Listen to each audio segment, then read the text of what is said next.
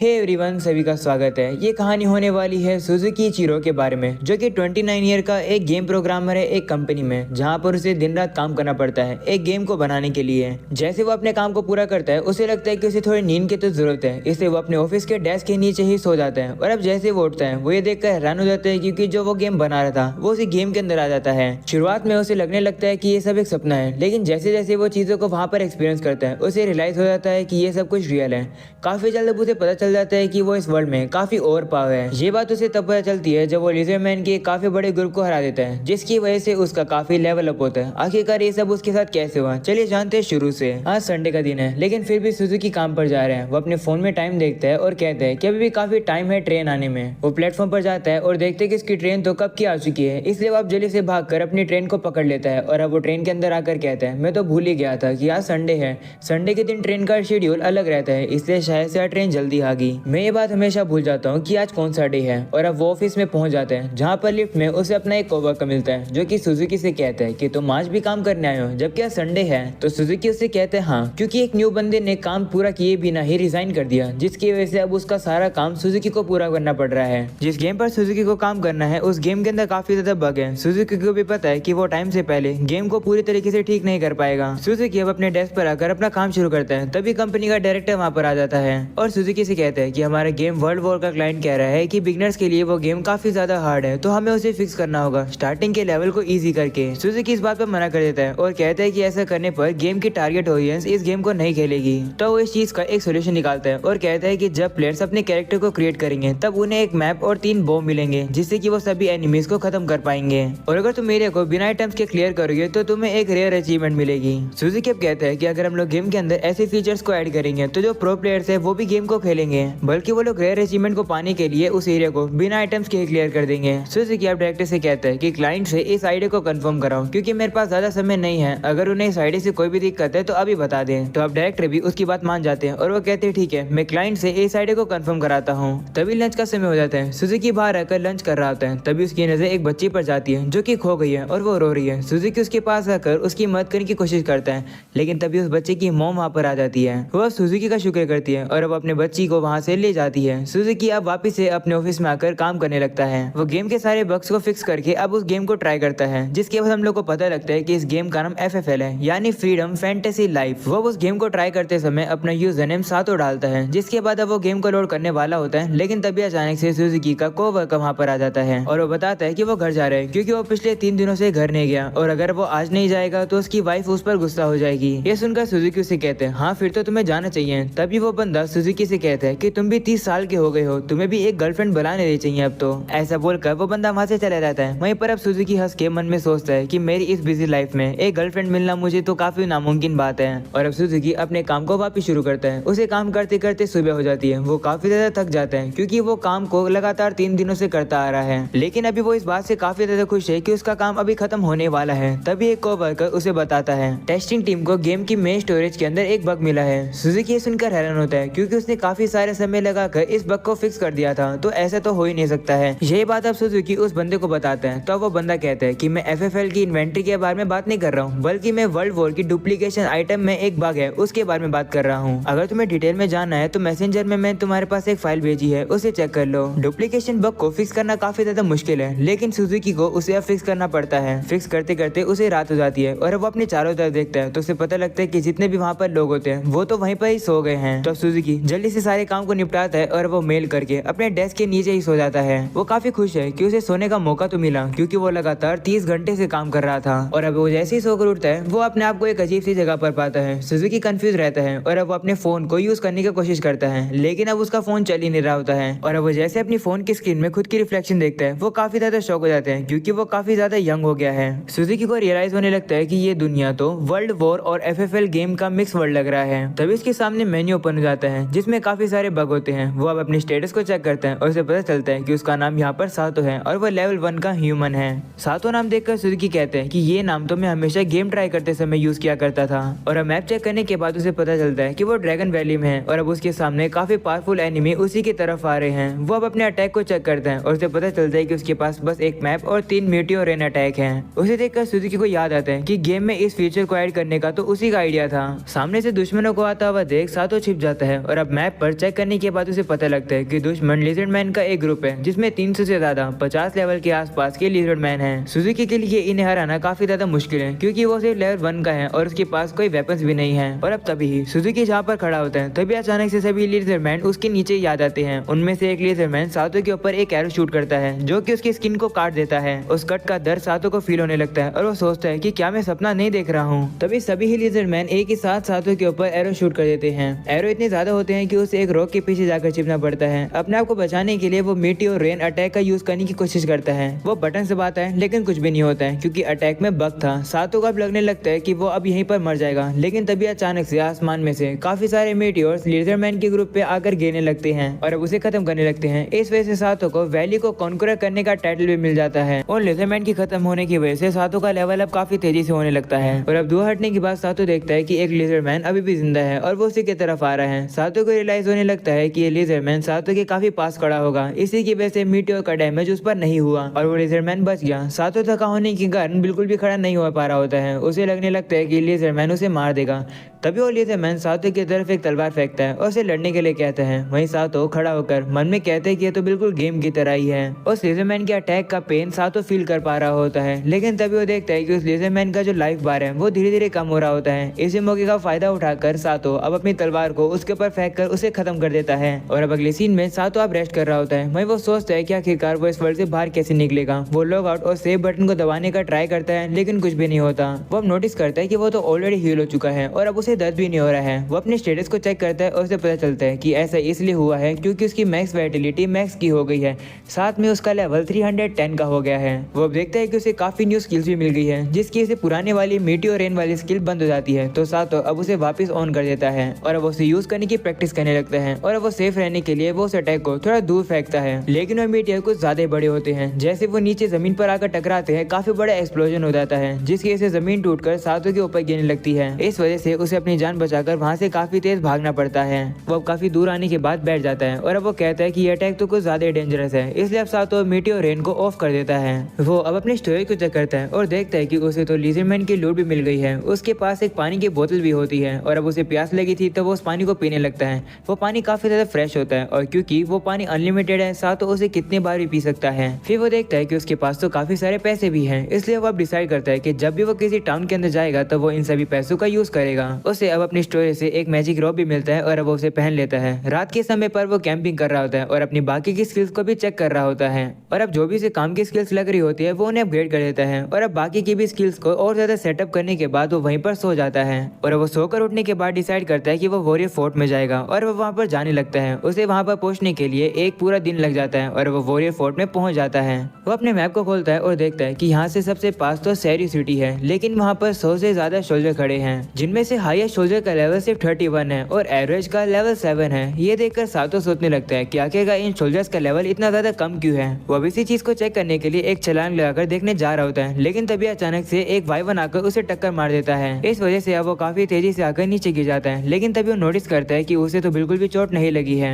लेकिन तभी अब वो वाइवन उसी की तरफ वापस आने लगता है तो अब सातो एक पत्थर उठाकर उसको मार देता है। तो वो वाइवन सातो से डरकर दूसरी डायरेक्शन में चला जाता है। सातो अब अपने मैप को ओपन करता है और अब उसे रियलाइज होता है कि ये वाइवन तो उन्हीं सोल्जर्स की तरफ जा रहा है। ये बिल्कुल भी सही नहीं है। वो सोचने लगता है कि ये उसकी गलती है तो उसे सोल्जर्स को बचाने के लिए जाना होगा और अब ऐसा बोलकर उस वाइवन का पीछा करने लगता है, लेकिन वो वाइवन काफी ज्यादा तेज होता है। सातो के पहुंचने से पहले ही वो वाइवन उन सोल्जर्स के पास पहुंच जाता है। सातो रियलाइज करता है कि वो किसी भी सोल्जर की बात को समझ नहीं पा रहा है, इसलिए वो अपनी एक लैंग्वेज की स्किल को अपग्रेड कर देता है और अब वो उन सभी सोल्जर्स की बात को समझ पा रहा है। वो समझता है कि ये सोल्जर अब इस वाइवन से लड़कर उसे खत्म करने वाले हैं। वो सभी सोल्जर्स अब उस वाइवन के ऊपर एरो से हमला करते हैं, लेकिन उस वाइवन को कुछ भी नहीं होता है। वो सोल्जर्स उसे नहीं रोक पाते हैं। वो वाइवन अब सातो की तरफ आने लगता है। तभी उस आर्मी का कमांडर जीना नाम की लड़की से कहता है कि इसे रोको। जीना भी ये सुनकर एक काफी पावरफुल विंड मैजिक का यूज करके उस वाइवन के ऊपर हमला कर देती है, लेकिन अब वो वाइवन एक काउंटर अटैक करता है जिसकी वजह से जीना ही आसमान में उड़ जाती है। वो अब नीचे गिरने वाली होती है, लेकिन तभी सातो जाकर उसे पकड़ लेता है और अब उसे टाइटल मिल जाता है सेवियर का। सातो जीना को अब एक ट्री की ब्रांच के ऊपर ले आता है। तभी जीना उड़ जाती है। सातो उसे नीचे देखने के लिए मना करता है, लेकिन जीना उसकी बात नहीं मानती है और वो नीचे देख लेती है और वो काफी डर जाती है और वो सातो को गले लगा लेती है। सातो अब उसे पकड़कर सेफली अब ऊपर वाले एरिया पर ले आता है। जीना अब सातो का शुक्रिया करती है उसकी जान बचाने के लिए। वहीं पर अब वो दोनों अपना एक दूसरे को इंट्रोडक्शन देते हैं। हम लोग को पता चलता है कि जीना सेरियो सिटी की एक मेल सोल्जर है जो कि अभी ड्यूटी पर थी। तभी जीना के दो दोस्त वहाँ पर आ जाते हैं और सातो के ऊपर हमला करते हैं। उन्हें लग रहा होता है कि सातो जीना को चोट पहुंचा रहा है। तभी जीना अपने दोस्तों से कहती है हमला मत करो, इसने तो मेरी जान बचाई है। वहीं पर अब उन दोनों को सातो पर अब भी शक हो रहा होता है और वो उससे पूछते हैं कि तुम कौन हो। सातो अब उन्हें अपना नाम बताते हुए कहते हैं कि वो एक ट्रैवलिंग मर्चेंट है। तो वो लड़की उसे कहती है कि तुम एक मर्चेंट कैसे हो, तुम्हारे पास तो कोई सामान भी नहीं है। सातो अब फंस जाता है। वो अपनी ट्रिकरी स्किल का यूज करता है और अब उन दोनों से वो झूठ कहता है। वो उनसे कहते हैं कि मीटियोर गिरने की वजह से जो मेरा सामान था वो खो गया, मेरे घोड़े सामान के साथ डर कर भाग गए। सातो अब उन्हें यही बताता है कि वो यहाँ पर सिर्फ अपने ग्रैंडपा से मिलने आया था और आते समय उसके जो डॉक्यूमेंट्स है वो भी गुम हो गए। वो लोग भी अब सातो की बात में आ जाते हैं और अब उसे कहते हैं ठीक है, शहरी सिटी में जाने के बाद तुम अपने डॉक्यूमेंट वापस बनवा लेना। जिसके बाद वो सातो को अपने साथ ले जा रहे होते हैं। वहीं सातो देखता है कि सभी सोल्जर ने उस वाइवन को हरा दिया है और वो उसकी स्किन को काट रहे हैं। जीना बताती है कि सोल्जर ऐसा इसलिए कर रहे हैं क्योंकि वाइवन की स्किन से जो आर्मर बनते हैं वो काफी टफ होते हैं और काफी अच्छे पैसे कमाने के लिए भी उन्हें बेचा जाता है। जिसके बाद अब सातो शहरी सिटी की पॉपुलेशन को चेक करते हैं और उसे पता चलता है कि वहाँ पर रहने वाले 80% लोग नॉर्मल सिटीजन हैं, वहीं पर 20% लोग स्लेव हैं। जिसके बाद अब लोग सिटी में पहुंच जाते हैं। जीना को थोड़ा काम होता है, इसलिए वो सातो से कहती है कि मैं भी के लिए जा रही हूँ, मैं तुमसे मिलने के लिए बाद में जरूर आऊंगी। ऐसा बोलकर जीना वहाँ से चली जाती है। वहाँ पर योना सातो को अब उसके डॉक्यूमेंट्स को वापस से रीइश्यू करवाने के लिए ले आती है। रीइश्यू करने वाला बंदा सातो को अपने दोनों हाथों को यामाटो स्टोन के ऊपर रखने के लिए कहता है। सातो भी ऐसा ही करता है और वो चीज ग्लो करने लगती है। जिसके बाद वो बंदा सातो से उसका नाम पूछता है। सातो मन में सोचता है कि मेरा नाम असली तो सुजुकी है, लेकिन शायद से ये नाम यहाँ काम नहीं करेगा। सातो अब कहते हैं कि मेरा नाम सातो है। तभी अचानक से यामाटो स्टोन में से सातो का स्टेटस इन्फॉर्मेशन बाहर आ जाती है, लेकिन इसमें जो इन्फॉर्मेशन लिखी होती है वो इन्फॉर्मेशन सातो के लेवल अप करने से पहले वाली की इन्फॉर्मेशन होती है, जिसमें से सातो का लेवल 1 ही है। वो बंदा सातो को उसका डॉक्यूमेंट बनाकर देता है और कहता है कि तुम्हें इसके लिए एक सिल्वर कॉइन पे करना होगा। तो अब सातो भी उसे पे कर देता है। जिसके बाद वो बंदा सातो को सिटी एंट्री वीजा भी दे देता है, जो कि सिर्फ 10 दिन के लिए ही वैलिड रहेगा और अगर सातो को इससे ज्यादा समय के लिए यहाँ रहना है तो उसे टाउन हॉल में जाकर इस चीज की रिक्वेस्ट करनी होगी। सातो को अब ये पता चलता है कि अगर किसी का वीजा एक्सपायर्ड हो जाता है तो उस बंदे को स्लेव बना लिया जाता है। वो लोग अब बाहर आ जाते हैं, जहाँ पर याना सातो को एक इनके बारे में बताती है जहाँ सातो आज रुक सकता है। ये सुनकर अब सातो याना का शुक्र करता है और वो वहाँ से चला जाता है।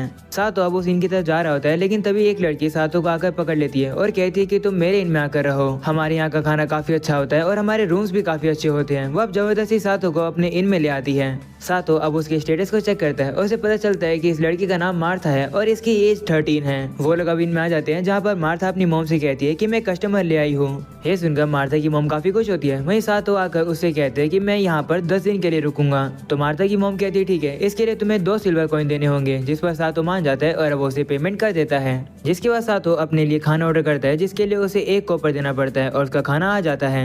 मार्था की मॉम मार्था से कहती है कि क्या तुमने उन मर्चेंट के रूम को साफ कर दिया है, वो डरपोक आज सुबह ही चले गए। जिस पर मार्था कहती है नहीं, मैं भी करके आती हूँ। ऐसा बोलकर वो चली जाती है। जिसके बाद अब सातो मार्था की मॉम से कहता है कि कौन डरपोक मर्चेंट थे। तो वो कहते पता नहीं, लेकिन जैसे ड्रैगन वैली में मीटियोर गिरे उन लोगों को लगा कि डीमन किंग आ गया है, तो वो लोग डर के भाग गए। ये सुनकर सातो पूछते हैं कि क्या यहाँ पर कोई डीमन किंग भी है। तो मार्था की मॉम कहती है अभी तो नहीं, लेकिन वो डीमन किंग अब से 60 से 70 ईयर्स पहले था, लेकिन उस समय हीरो ने उसे खत्म कर दिया था और मुझे नहीं पता कि वो रिवाइव हुआ है या फिर नहीं। ये सुनकर सातो मन में कहता है कि मैं दुआ करता हूँ कि वो डीमन किंग वापस ना आए, नहीं तो काफी बड़ी प्रॉब्लम हो जाती। अच्छा है कि उस हीरो ने उस डीमन किंग को हरा दिया, लेकिन अगर ये गेम की तरह काम करता है तो डीमन किंग एक दिन जरूर रिवाइव होगा अगर मेन कैरेक्टर प्रोग्रेस करता रहेगा। तो मार्था की मॉम कहने लगती है कि अगर वैसे डीमन किंग आएगा भी तो सबसे पहले वो लैब्रिंथ सिटी एरिया के ऊपर हमला करेगा। वो जगह तो इस कंट्री से बिल्कुल अपोजिट जगह है। वो बताती है कि यहाँ पर सिर्फ एक ही प्रॉब्लम है और वो है ड्रैगन्स, लेकिन ड्रैगन्स रेयरली बाहर आते हैं। वो बताती है कि काफी सालों पहले एक ब्लैक ड्रैगन आया था जिसने सभी गोड्स और शिप को मार दिया था, जिसकी वजह से यहाँ पर खाने की काफी कमी हो गई थी। तभी अचानक से एक कस्टमर मार्था की मॉम को बुलाता है और वो वहाँ से चली जाती है। वहीं पर अब सातो अपने खाने को उठाकर खाने लगता है। तभी वहाँ पर मार्था आ जाती है।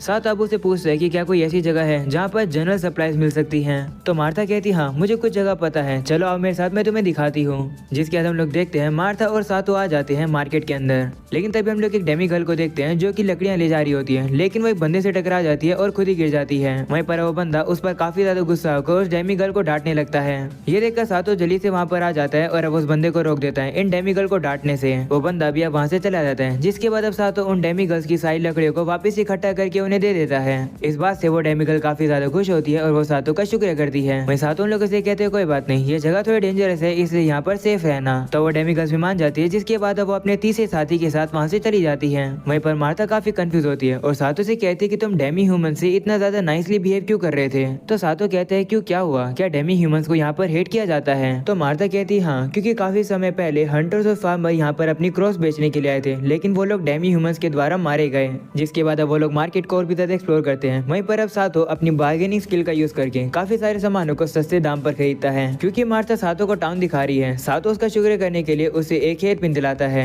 जिसके बाद अब वो लोग एक और शॉप पर जाते हैं जहाँ पर उन्हें एक मास्क दिखता है। वहीं मार्था बताती है कि हम लोग इस मास्क को हार्वे फेस्टिवल में पहनते हैं। वहीं शॉप ओनर बताती है कि ये ड्रैगन मास्क तुम्हें अच्छी हेल्थ देता है और तुम्हें एक अच्छा सेफ हाउस देता है। वो इसी के साथ सातो को एक विग भी खरीदने के लिए कहती है। वहीं सातो उसकी बात में आ जाता है और अब वो एक विग और मास्क खरीद लेता है। वो लोग वहाँ से जा रहे होते हैं, लेकिन तभी सातो को एक कार्ट पे बैठी काफी सारी स्लेव लड़कियां जाती हुई दिखाई देती है। वहीं पर एक लड़की जिसका नाम मेरिसा होता है, उसका आई कांटेक्ट सातो के साथ होता है, लेकिन अब वो वहाँ से चली जाती है तो सातो भी अब उसके बारे में भूल जाता है और वो इस बात को इग्नोर करता है। वह वापस से इनमें आ जाता है जहाँ पर एक छोटी लड़की वहाँ पर आती है जिसका नाम यूनी होता है। वहीं मार्था यूनी को बताती है कि आज से सातो हमारे साथ यहीं रुकने वाला है 10 दिन के लिए। जिसके बाद अब सातो पेट भर कर खाना खाता है और अब अपने रूम में आकर रेस्ट करने लगता है। वो कहता है कि ये लाइफ काफी अच्छी है, ये इन और यहाँ का खाना भी काफी ज्यादा अच्छा है। वो अब उन सभी चीजों को याद करते हैं जो भी इस वर्ल्ड में आने के बाद उसने एक्सपीरियंस किए हैं।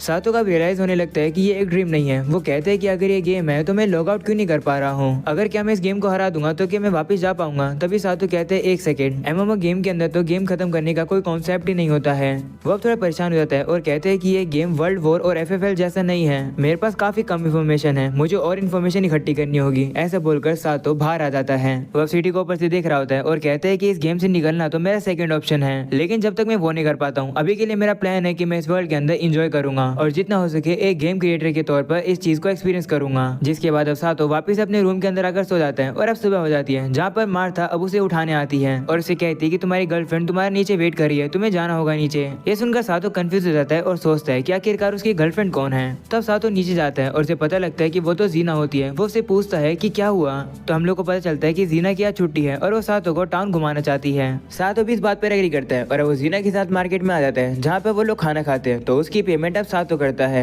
ये देखकर जीना गुस्सा हो जाती है और सातो से कहती है कि मुझे पे करना था, तुमने मेरी जान बचाई थी इसलिए मैं रीपे करना चाहती थी। तो सातो कहते हैं कोई बात नहीं, तुम मुझे इस सिटी में लेकर आई, इतना ही मेरे लिए काफी है। जिसके बाद अब वो लोग दूसरा खाना खाने के लिए जाते हैं, लेकिन तभी एक बच्चा आकर जीना से टकरा जाता है और वो खाना जीना के कपड़ों पर लग जाता है। ये देखकर जीना घबराने लगती है क्योंकि उसने ये कपड़े उसकी मोम से लिए थे और अब उसे समझ नहीं आया कि उसे क्या करना चाहिए। तभी वहाँ पर एक मैजिशियन आता है और वो कहता है कि मैं इस दाग को हटा दूंगा। तो सातो और जीना उसकी बात मान जाते हैं और अब वो लोग एक गली में आ जाते हैं जहाँ पर वो मैजिशियन अपने मैजिक का यूज करके जीना के कपड़ों को पहले जैसा बनाया था। वहीं पर हम लोग सातो को देखते हैं जिससे एक और न्यू स्किल मिल जाती है और वो होती है एवरीडे मैजिक। जिसके बाद अब वो लोग वापस जा रहे होते हैं। वहीं सातो जीना से कहते हैं कि तुम अपनी मैजिक स्पेल को चैंट कैसे करती हो। जीना अब अपनी चैंटिंग करती है और कहती है कि इस तरीके से हमें यूज करते हैं। वहीं पर सातो को कुछ भी सुनाई नहीं देता है क्योंकि अभी तक उसने उस स्किल को एक्वायर नहीं किया है। सातो के लिए इसे लर्न करना भी डिफिकल्ट है। सातो अब उसे पूछता है कि तुम्हें इसे सीखने में कितना समय लगा था, जिस पर जीना बताती है कि उसने अब से 3 साल पहले ही स्टडी को सीरियस लेना शुरू कर दिया था। जीना को मैजिक यूज करने में मजा आता है और वह किसी दिन फ्लाई करना चाहती है। सातो ये सुनकर कहता है कि मैजिक से उड़ना कितना मजेदार होगा, अगर हम लोग ऐसा कर पाए तो हम लोग आसमान में ही डेट करेंगे। ये आइडिया जीना को भी काफी पसंद आता है। वो उसे कहती है हाँ हम लोग जरूर ट्राई करेंगे। जिसके बाद वो लोग वापस से मार्केट में आते हैं जहाँ पर सातो कुछ ऑइंटमेंट को खरीदता है। जिसके बाद जीना सातो को एक फोर्ट के ऊपर ले आती है। वहीं पर सातो को भी वो एरिया काफी अच्छा लगता है। वो देखता है कि वहाँ पर एक विंडमिल होता है। वो जीना से भी इसके बारे में पूछता है। जीना उसे बताती है कि इन विंडमिल का यूज तब किया जाता है जब वाइवन्स हमला करते हैं, इन्हें बैटरी के तौर पर यूज किया जाता है। जीना सातो को अब उसे विंडमिल के पास ले जाने लगती है, लेकिन बीच में वो लोग एक टेंपल में रुकते हैं। वो सातो को डीमन किंग और पहले हीरो की लड़ाई की पिक्चर दिखाती है। जीना बताती है कि हीरो के पास एक और स्वॉर्ड थी और वो हमेशा ब्लू ग्लो करती थी जब भी हीरो उसे पकड़ते थे, लेकिन अगर कोई पर्सन हीरो नहीं है और वो उस स्वॉर्ड को पकड़ेगा तो वो स्वॉर्ड ग्लो नहीं करेगी। जीना बताती है लेकिन वो स्वॉर्ड तब ग्लो कर सकती है अगर वो स्वॉर्ड तुम्हें एक्सेप्ट करती है। तो जीना श्योर है कि हीरो के अलावा भी कोई और उस स्वॉर्ड को यूज कर सकता है। तभी वहाँ पर एक प्रिस्टेस आती है जिसका नाम मोरना होता है। वो बताती है कि सिर्फ स्वॉर्ड को पकड़ने से कुछ नहीं होगा, बल्कि जिन लोग की बातें घोड़े सुनती है वही लोग डीमन किंग से लड़ सकते हैं। जिसके बाद अब जीना सातो को ओरना का इंट्रोडक्शन देती है और बताती है कि ये प्रिस्टेस है जो कि गॉडेस पैलियोन को वर्शिप करती है। ओरिजिनली ये काउंट की बेटी है और मेरी मदर इसकी वेट नर्स की तरह काम करती थी। तभी अचानक से एक बंदा ओरना को वहाँ पर बुला लेता है एक इमरजेंसी के लिए। तो अब ओरना को वहाँ से जाना पड़ता है और उनके आगे बढ़ने के लिए जीना एक घोड़ा गाड़ी ले रही होती है। वहीं पर अब सातो को याद आता है कि अगर देखा जाए तो मुझे भी काफी सारे टाइटल्स मिले थे। वो अपने टाइटल को चेक करता है और उसे पता चलता है कि उसे गॉड किलर नाम का टाइटल मिला हुआ है। उसे काफी सारे टाइटल्स मिले होते हैं, उसे रियलाइज होता है कि उसका जो मीटियो शावर वाला अटैक था वो गॉड को ही मार सकते हैं। सातो सोचने लगता है कि मैं इस वर्ल्ड में तो कुछ ज्यादा कुछ ही कर सकता हूँ, बेहतर ये रहेगा कि मैं अपने ऊपर ज्यादा अटेंशन लोगों का ना लाऊं। जिसके बाद अब वो लोग कार्ट में बैठ के आगे जा रहे होते हैं और एक एंटी ड्रैगन टावर के पास पहुंच जाती हैं। जीना बताती है कि इस टावर के अंदर एक काफी बड़ी मैजिकल कैनन है, अगर कोई भी ड्रैगन या फिर बीस्ट इसके पास आता है तो ये उसे शूट कर सकती है। इस तरीके से टाउन सेफ रहता है। लेकिन जो वहाँ वाला टावर है, अब से 2 साल पहले एक लेसर ड्रैगन ने उसके ऊपर हमला कर दिया था और उसे डिस्ट्रॉय कर दिया था। वो लेसर ड्रैगन था, इससे ज्यादा डैमेज नहीं हुआ, लेकिन अब से 40 सालों पहले एक ब्लैक ग्रेटर ड्रैगन ने हमला किया था। जो बाहर की वॉल थी वो भी टूट गई थी। ये सुनकर सातो से पूछता है कि क्या इंसानों को बचाने हीरो आया है उस समय। तो जीना बताती है नहीं, कहा जाता है कि हीरोज को सिर्फ ग्रेट मैजिकल सेरेमनी के जरिए ही समन किया जाता है, जो कि सागा एम्पायर में होता है और ये 66 सालों से नहीं हुआ। लास्ट टाइम जब ही हुआ था जब डीमन किंग ने हमला किया था। ये समझ के सातो से पूछता है कि क्या डीमन लॉर्ड मॉन्स्टर को कंट्रोल करके उनसे अटैक करवा सकता है। तो जीना बताती है कि ये तो डीमन किंग पे डिपेंड करता है। हाँ, कुछ डीमन किंग है जो कि कंट्रोल कर सकते हैं। जीना बताती है कि डीमन से लड़ना थोड़ा मुश्किल हो सकता है क्योंकि उन्हें सिर्फ मैजिकल वेपन से ही डैमेज मिलता है। वो लोग अब आगे चले रहे होते हैं, तभी अचानक से उन्हें एक भीड़ दिखाई देती है जहाँ पर हम लोग हेड प्रीस्टेस ज़ाइकुन को देखते हैं,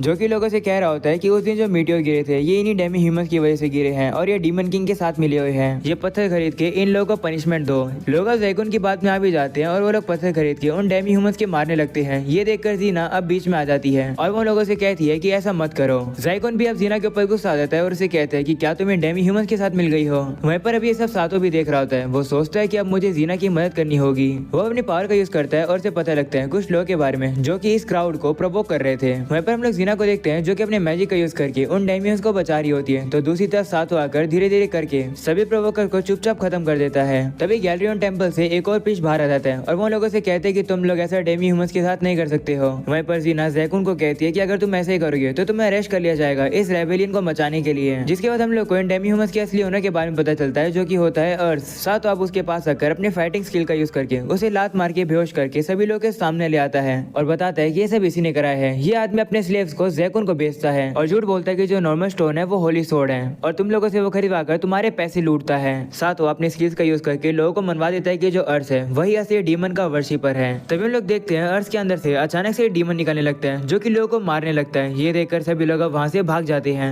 जीना वहीं पर सातो को अब उन डेमी ह्यूमंस को बचाने के लिए कहती है और कहती है कि वो यहाँ पर मदद लेकर आएगी। ये सुनकर अब सातो डेमी ह्यूमंस के पास आता है और अब उन लोग की मदद करके कहता है कि तुम लोग अब यहाँ से जा सकते हो। पर अब वो लोग वहाँ से नहीं जाते हैं। वो कहते हैं कि हमारे मास्टर ने हमें ऑर्डर दिया था कि हम लोग को यहीं पर रहना है, इसलिए हम लोग यहीं पर रहेंगे। वो कहते हैं कि अगर हम लोग ऑर्डर्स को पूरा नहीं करेंगे तो जो हमारे कॉलर्स है वो टाइट होती रहेंगे। जिसके बाद अब सातो उनके स्टेटस को चेक करता है और उसे पता लगता है कि क्योंकि अर्थ मर चुका है इनके पास कोई भी मास्टर नहीं है। तभी हम लोग देखते हैं जीना को जो कि शोल्डर्स को लेकर मदद करने आ रही होती है। लेकिन तभी अचानक से जो वो डीमन होता है वो अपनी एक स्पेशल मैजिक सर्कल बना देता है। सातो अब जीना और बाकी सभी लोग को रोकने की कोशिश करती है लेकिन काफी देर हो जाती है। सभी लोग अब आकर उस डीमन के मैजिक सर्कल के अंदर गिर जाते हैं। जिसके बाद अब सातो और वो डेमी ह्यूमन से एक अजीब सी जगह पर आ जाते हैं। उन्हीं डीमन की आवाज आने लगती है जो कि उनसे कहता है कि ये मेरे मास्टर की लेयर है, यहाँ पर तुम लोग को एक दूसरे को मारना होगा, मैं तुम सबको डीमंस बना दूंगा। ये सुनकर सातो मन में सोचता है कि क्या मुसीबत है, अब मुझे डंजन को क्लियर करना होगा। तभी सातो डेमी ह्यूमंस के पास आता है और अपना इंट्रोडक्शन देता है और उनसे उनका नाम पूछता है। उनके पास कोई अच्छा सा नाम नहीं था तो सातो उन्हें उनका नया नाम देता है जो कि होता है लीजा, पोची और टामा। सातो अब उन लोग को साफ कपड़े और ऑर्नामेंट दे देता है जिससे कि वो लोग अपने आप को हील कर सके। वो लोग सातो को अपना मास्टर मानने लगे हैं तो अब वो लोग उसके ऑर्डर को पूरा करते हैं इन कपड़ों को पहनकर और वो लोग सातो का शुक्रिया भी करते हैं इस चीज के लिए। जिसके बाद उन लोगों को खाना भी देता है और उन लोगों को वो खाना काफी पसंद आता है। जिसके साथ वो अपने मैप को यूज करता है और उसे पता लगता है जीना और बाकी लोगों की लोकेशन के बारे में। उसे ये भी पता चलता है कि जो वो डीमन था वो तो यहाँ पर कहीं है ही नहीं। सातो वहाँ से जा रहा होता है लेकिन तभी वो डेमी ह्यूमन उसे रोकते हैं और कहते हैं कि हमें यहाँ पर अकेला मत छोड़ो। तो सातो भी उनकी बात मान जाता है और अब उन लोगों से कहते हैं चिंता मत करो, मैं तुम लोग को अपने साथ लेकर जाऊंगा। सातो उनके स्टेटस को चेक करता है, उसे पता चलता है कि सिर्फ लीसा ही कॉम्बैट स्किल का यूज कर सकती है, इसलिए वो उसे एक तलवार दे देता है और वो उन सभी से कहते हैं कि जब तक मैं तुम लोग को ऑर्डर ना दूं तुम लोग बिल्कुल भी नहीं लड़ोगे। वो लोग भी सातो की बात मान जाते हैं और वो लोग आगे बढ़ते हैं। वो अब टामा और पोची से कहते हैं कि तुम लोग अपने देखने और सुनने की शक्ति का यूज करना, अगर तुम लोग को कोई भी अजीब चीज सुनाई देती है तो मुझे जरूर बताना। वहीं सातो लीसा से कहता है कि तुम रियर को संभालना। वो लोग भी सातो की बात मान जाते हैं और वो लोग एक ऑर्गेनाइजेशन बना लेते हैं। थोड़ा आगे चलने के बाद टामा सातो को बताता है कि उससे ब्लड की स्मेल आ रही है। ये सुनकर सातो अब उन लोगों को वहीं पर रुकने के लिए कहता है और वो खुद आगे जाके चेक करता है। वो एक रूम में आ जाता है और उसे वहाँ पर एक मॉन्स्टर मिलता है जो कि एक पर्सन को खा रहा होता है। ये सुनकर सातो सोचने लगता है कि अब उसे क्या करना चाहिए। तभी लीसा सातो को बताती है कि हमारे पास यही मौका है कि अभी जो वो मॉन्स्टर उस पर्सन को खा रहा है इसी मौके का फायदा उठाकर हम लोग पीछे से निकल जाएंगे उसके, या तो हम लोग उसके पीछे से आकर उसके ऊपर हमला कर देंगे। ये सुनकर अब सातो को एक आइडिया आता है। वो अब उस मॉन्स्टर के पास जाकर मैजिकल गन से उसके ऊपर हमला करता है। वो उसे काफी आराम से पूरी तरीके से खत्म कर देता है और सातो को एक और टाइटल मिलता है जो कि होता है बग किलर। ये देखकर सभी लोग काफी ज्यादा हैरान होते हैं और वो सातो से कहते हैं कि तुम तो काफी स्ट्रॉन्ग हो, तुम्हारे पास ये वेपन क्या है। सातो अब उन्हें बताता है कि ये मैजिकल वेपन है, इसके बारे में तुम किसी को ही मत बताना। तब वो लोग भी मान जाते हैं और वो कहते हैं ठीक है, हम लोग किसी को भी नहीं बताएंगे। जिसके बाद सातो उस मोस्टर के स्किन को निकालकर कुछ वेपन्स बनाने लगता है। वहीं हम लोग लीजा को देखते हैं जो कि उस मोस्टर के कोर को निकालकर सातो को लाकर दे देती है और बताती है कि हर मोस्टर के पास एक कोर होता है, इस कोर को तुम मर्चेंट के साथ ट्रेड करके और भी ज्यादा चीज ले सकते हो। तो सातो कहते हैं ठीक है। जिसके बाद उस कोर को एक बैग में डलवा लेता है और अब वो लीजा को एक स्फीयर दे देता है। जिसके बाद अब लीजा अपने वेपन को टोमा को दे देती है। जिसके बाद अब सातो उनकी चेन को तोड़ देता है। वो अब लीजा से कहते हैं कि जब हम लोग अगले मोस्टर के कोर को इकट्ठा करेंगे वो हम पोची और टोमा को करने देंगे। तो वो लीजा से कहते हैं कि क्या तुम इन दोनों को कोर इकट्ठा करना सिखा सकती हो। जिस पर लीजा मान जाती है और वो लोग डंजन के और अंदर जाते हैं। सातो का अब रियलाइज होता है कि अगर वो इनके साथ भी रहेगा तो भी इनका लेवल अप नहीं होगा, इन्हें लड़कर एक्सपीरियंस गेन करना होगा लेवल अप होने के लिए। तभी सातो टामा से कहता है काफी सारे पत्थर को इकट्ठा करने के लिए। वो भी मान जाती है और वो पत्थर कलेक्ट करते समय सातो को बताती है कि सामने एक मोस्टर है। तो सातो भी चेक करता है और उसे पता चलता है कि सामने की तरफ एक लैब्रिंथ कैटरपिलर है जो कि दीवार के ऊपर टंगा हुआ है और वो लेवल 10 का है। उसे देखकर सातो जल्दी से अपने मैजिकल गन से उसके ऊपर शूट करके उसे नीचे गिरा देता है और अब सातो टामा को उसके ऊपर पत्थर फेंकने के लिए कहता है। तो अब टामा ही मान जाती है और अब उस मोस्टर के ऊपर पत्थर फेंक देती है। और अब सातो लीजा से कहते हैं जैसे तुम्हें मौका मिले तुम इस मोस्टर के ऊपर हमला कर देना। और अब मौका मिलते ही लीजा उस मोस्टर के ऊपर हमला करके उसे खत्म कर देती है। ये देखकर सातो सभी लोग की तारीफ करता है और वो लीजा और टामा से उस मोस्टर के कोर को कलेक्ट करने के लिए कहता है। तो वो लोग भी जाकर उस कोर को इकट्ठा करने लगते हैं। वहीं पर सातो नोटिस करता है कि उन लोग का लेवल अब थोड़ा सा बढ़ गया है और अब आगे चलने के बाद उन्हें एक रूम मिलता है जहाँ पर उन लोग को वापस से वही कैटरपिलर वाला मोस्टर मिलता है। इस बार सातो पोची से उस मोस्टर के ऊपर पत्थर फेंकने के लिए कहता है और अब वो भी ऐसा करती है, जिसकी वजह से मोस्टर काफी गुस्सा हो जाता है और अब उसके ऊपर हमला करने आता है। ये देखकर पोची काफी डर जाती है और वो वहाँ से भाग जाती है। ये देखकर सातो जल्दी से अपनी मैजिकल गन को बाहर निकालकर उस मोस्टर के ऊपर शूट करके उसे खत्म कर देता है। वहीं पर पोची अभी भी काफी ज्यादा डरी हुई थी, इसलिए वो अब काफी दूर भागने लगती है। ये देखकर सातो अब उसका पीछा करता है। पोची दौड़ते दौड़ते काफी दूर आ जाती है। सातो भी अब जल्दी से उसका पीछा करके उसे पकड़ लेता है और उसे कहते हैं तुम्हें अब घबराने की कोई भी जरूरत नहीं है, मैंने उस मोस्टर को मार दिया है। तो पोची काफी दुखी हो जाती है और अब सातो से माफी मांगती है और कहती है कि मैंने आपको परेशानी में डाल दिया। तो सातो से कहते हैं कोई बात नहीं, मैंने तुम्हें माफ किया, लेकिन एक बात याद रखना, अगर तुम्हारे साथ फिर से कभी फ्यूचर में ऐसा होता है तो सिर्फ भाग जाना, पैनिक मत करना। अगर तुम पैनिक करोगे तो तुम मर भी सकती हो। तो पोची भी सातो की बात को काफी अच्छे से समझ जाती है।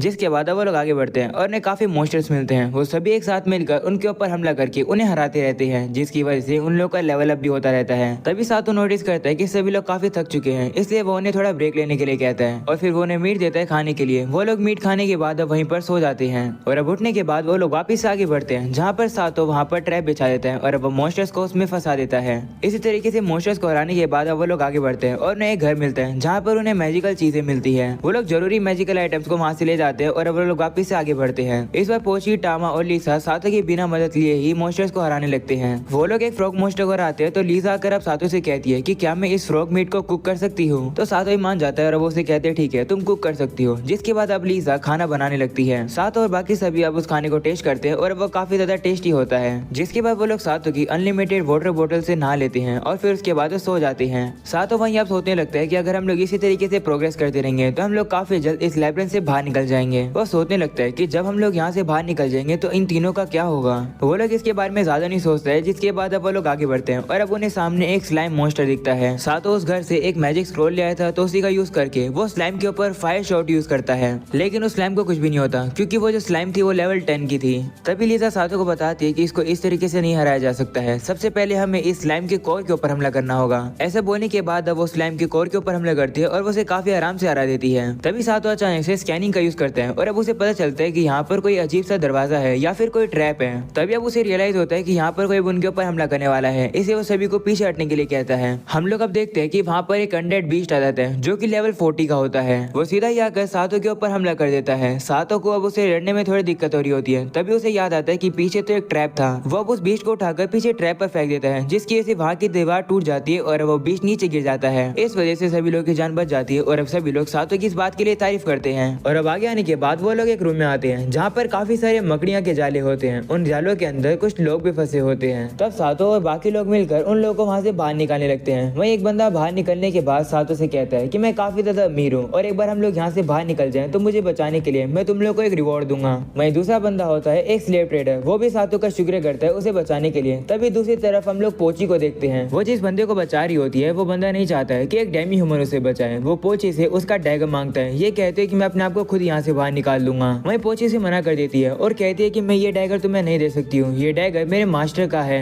वहीं ये सब देखकर सातो को याद आता है कि ये तो वही बंदा है जो मार्केट में उन डेमी ह्यूमंस को बिना बात पर सुनाने लगा था। सातो अब पोची को अपने पास बुलाता है। वहीं अब वो बंदा सातो की मदद मांगने लगता है तो सातो उसे कहता है कि मेरा मन नहीं है, तुम खुद ही यहाँ से निकल जाओ। ऐसा बोलकर वो पोची को लेकर वहाँ से चला जाता है। ये देखकर वो बंदा काफी ज्यादा गुस्सा हो जाता है और अब वो चिल्लाकर सातो को वापस बुलाने लगता है उसकी मदद करने के लिए। वहीं ये सुनकर वो अमीर वाला बंदा वहाँ पर आता है और उस बंदे से कहता है चुप हो जाओ, तुम्हारे चिल्लाने से यहाँ पर मॉन्स्टर्स आ जाएंगे, अगर तुम चुप नहीं होगे तो मैं अपने मैजिक का यूज करके तुम्हें जलाकर राख कर दूंगा। ये सुनकर अब वो बंदा चुप हो जाता है, जिसके बाद वो लोग आगे जाते हैं और अब उन लोगों को कुछ लोगों के लड़ने की आवाज सुनाई देती है। ये देखकर सातो सभी लोगों से कहता है कि तुम लोग पीछे से संभालना, वहीं हम लोग आगे जाएंगे। वो लोग अब आगे जाते हैं और देखते हैं कि कुछ सोल्जर्स और सिटीजन तो स्लाइम से लड़ रहे हैं। सातो भी अब सभी को भेज देता है ये समझाकर कि आखिरकार उन लोगों को कैसे लड़ना है। वहीं अब दूसरी तरफ हम लोग उसी बंदे को देखते हैं जो कि काफी घमंड में होते हैं और कहते हैं कि मैं डेमी ह्यूमन से तो कई गुना ज्यादा स्ट्रॉन्ग हूँ। ऐसा बोलने के बाद वो उस स्लाइम से लड़ने के लिए चला जाता है पर वो उसे हरा नहीं पाता है, बल्कि वो तो नीचे जमीन पर ही गिर जाता है। और अब ये देखकर स्लाइम अब उसके ऊपर हमला करने वाली होती है, तभी वहाँ पर पोची आ जाती है और उस बंदे की जान बचा लेती है। वहीं अब लीसा भी जल्दी से पीछे आकर उस स्लाइम के कोर के ऊपर हमला करके उसे खत्म कर देती है, जिसके बाद अब वो सभी लोग मिलकर वहाँ पर जितनी भी स्लाइम्स होती है उन्हें हरा देते हैं और वहाँ के सभी लोगों को बचा लेते हैं।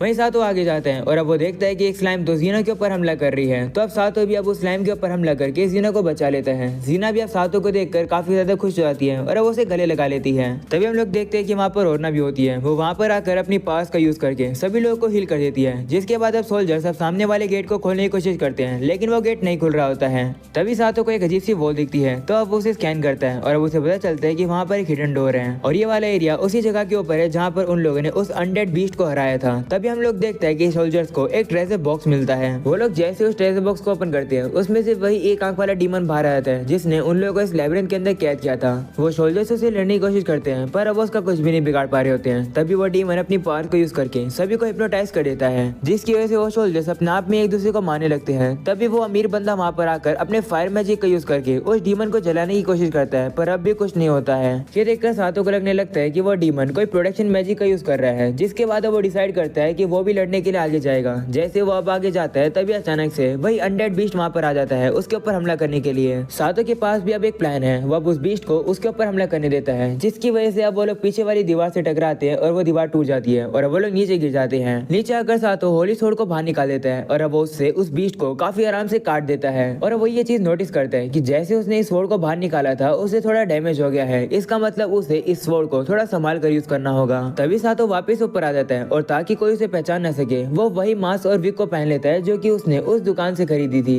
वो सभी सोल्जर से कहता है तुम लोग पीछे हट जाओ, मैं इसे देख लूंगा। ऐसा बोलने के बाद अब वो उस डीमन के ऊपर एक पत्थर फेंक देता है और अब उसे वो काफी डैमेज कर देता है। इस वजह से वो डीमन काफी ज्यादा शौक रहता है कि एक इंसान उसे डैमेज करके हरा कैसे सकता है। उस डीमन को इस बात का काफी पछतावा होने लगता है, जिसके बाद अब वो एक समनिंग स्पेल का यूज करके अपने मास्टर को ही वहीं पर बुला लेता है और हम लोग को पता चलता है कि जो स्पेल से एक डीमन निकलता है वो डीमन किंग की तरह ही एक हाई रैंकिंग डीमन है और वो भी एक डीमन किंग ही है। जिसके बाद अब वो वहाँ पर आकर उस एक आंख वाले ही मोस्टर को ही खा लेता है, जिसकी वजह से वो और भी काफी ज्यादा पावरफुल होने लगता है और सभी लोगों से वो लड़ने के लिए तैयार हो जाता है। उसकी पावर रिलीज होने की वजह से जीना और ना हवा में उड़ जाती है। ये देखकर सातो जल्दी से जाकर अब उन्हें पकड़कर सेफली पीछे ले आता है। वहीं दूसरी तरफ अब हम लोग उन डेमी ह्यूमंस को देखते हैं जो कि सेफली बाकी लोगों को भी पीछे लेकर आ रहे होते हैं। जिसके बाद सातो अपनी होली सोर्ड को बाहर निकालकर उस डीमन किंग से लड़ने के लिए तैयार हो जाता है। वहीं पर अब वो नोटिस करता है कि वो डीमन किंग तो अपने आप को और भी ज्यादा पावरफुल बनाने लगा है। वैसे इसलिए करता है क्योंकि वो सातो को हीरो समझ रहा है और वो उससे पूरी पावर में लड़ना चाहता है। जिसके बाद वो सातो के ऊपर हमला कर देता है, लेकिन उसे कुछ भी नहीं होता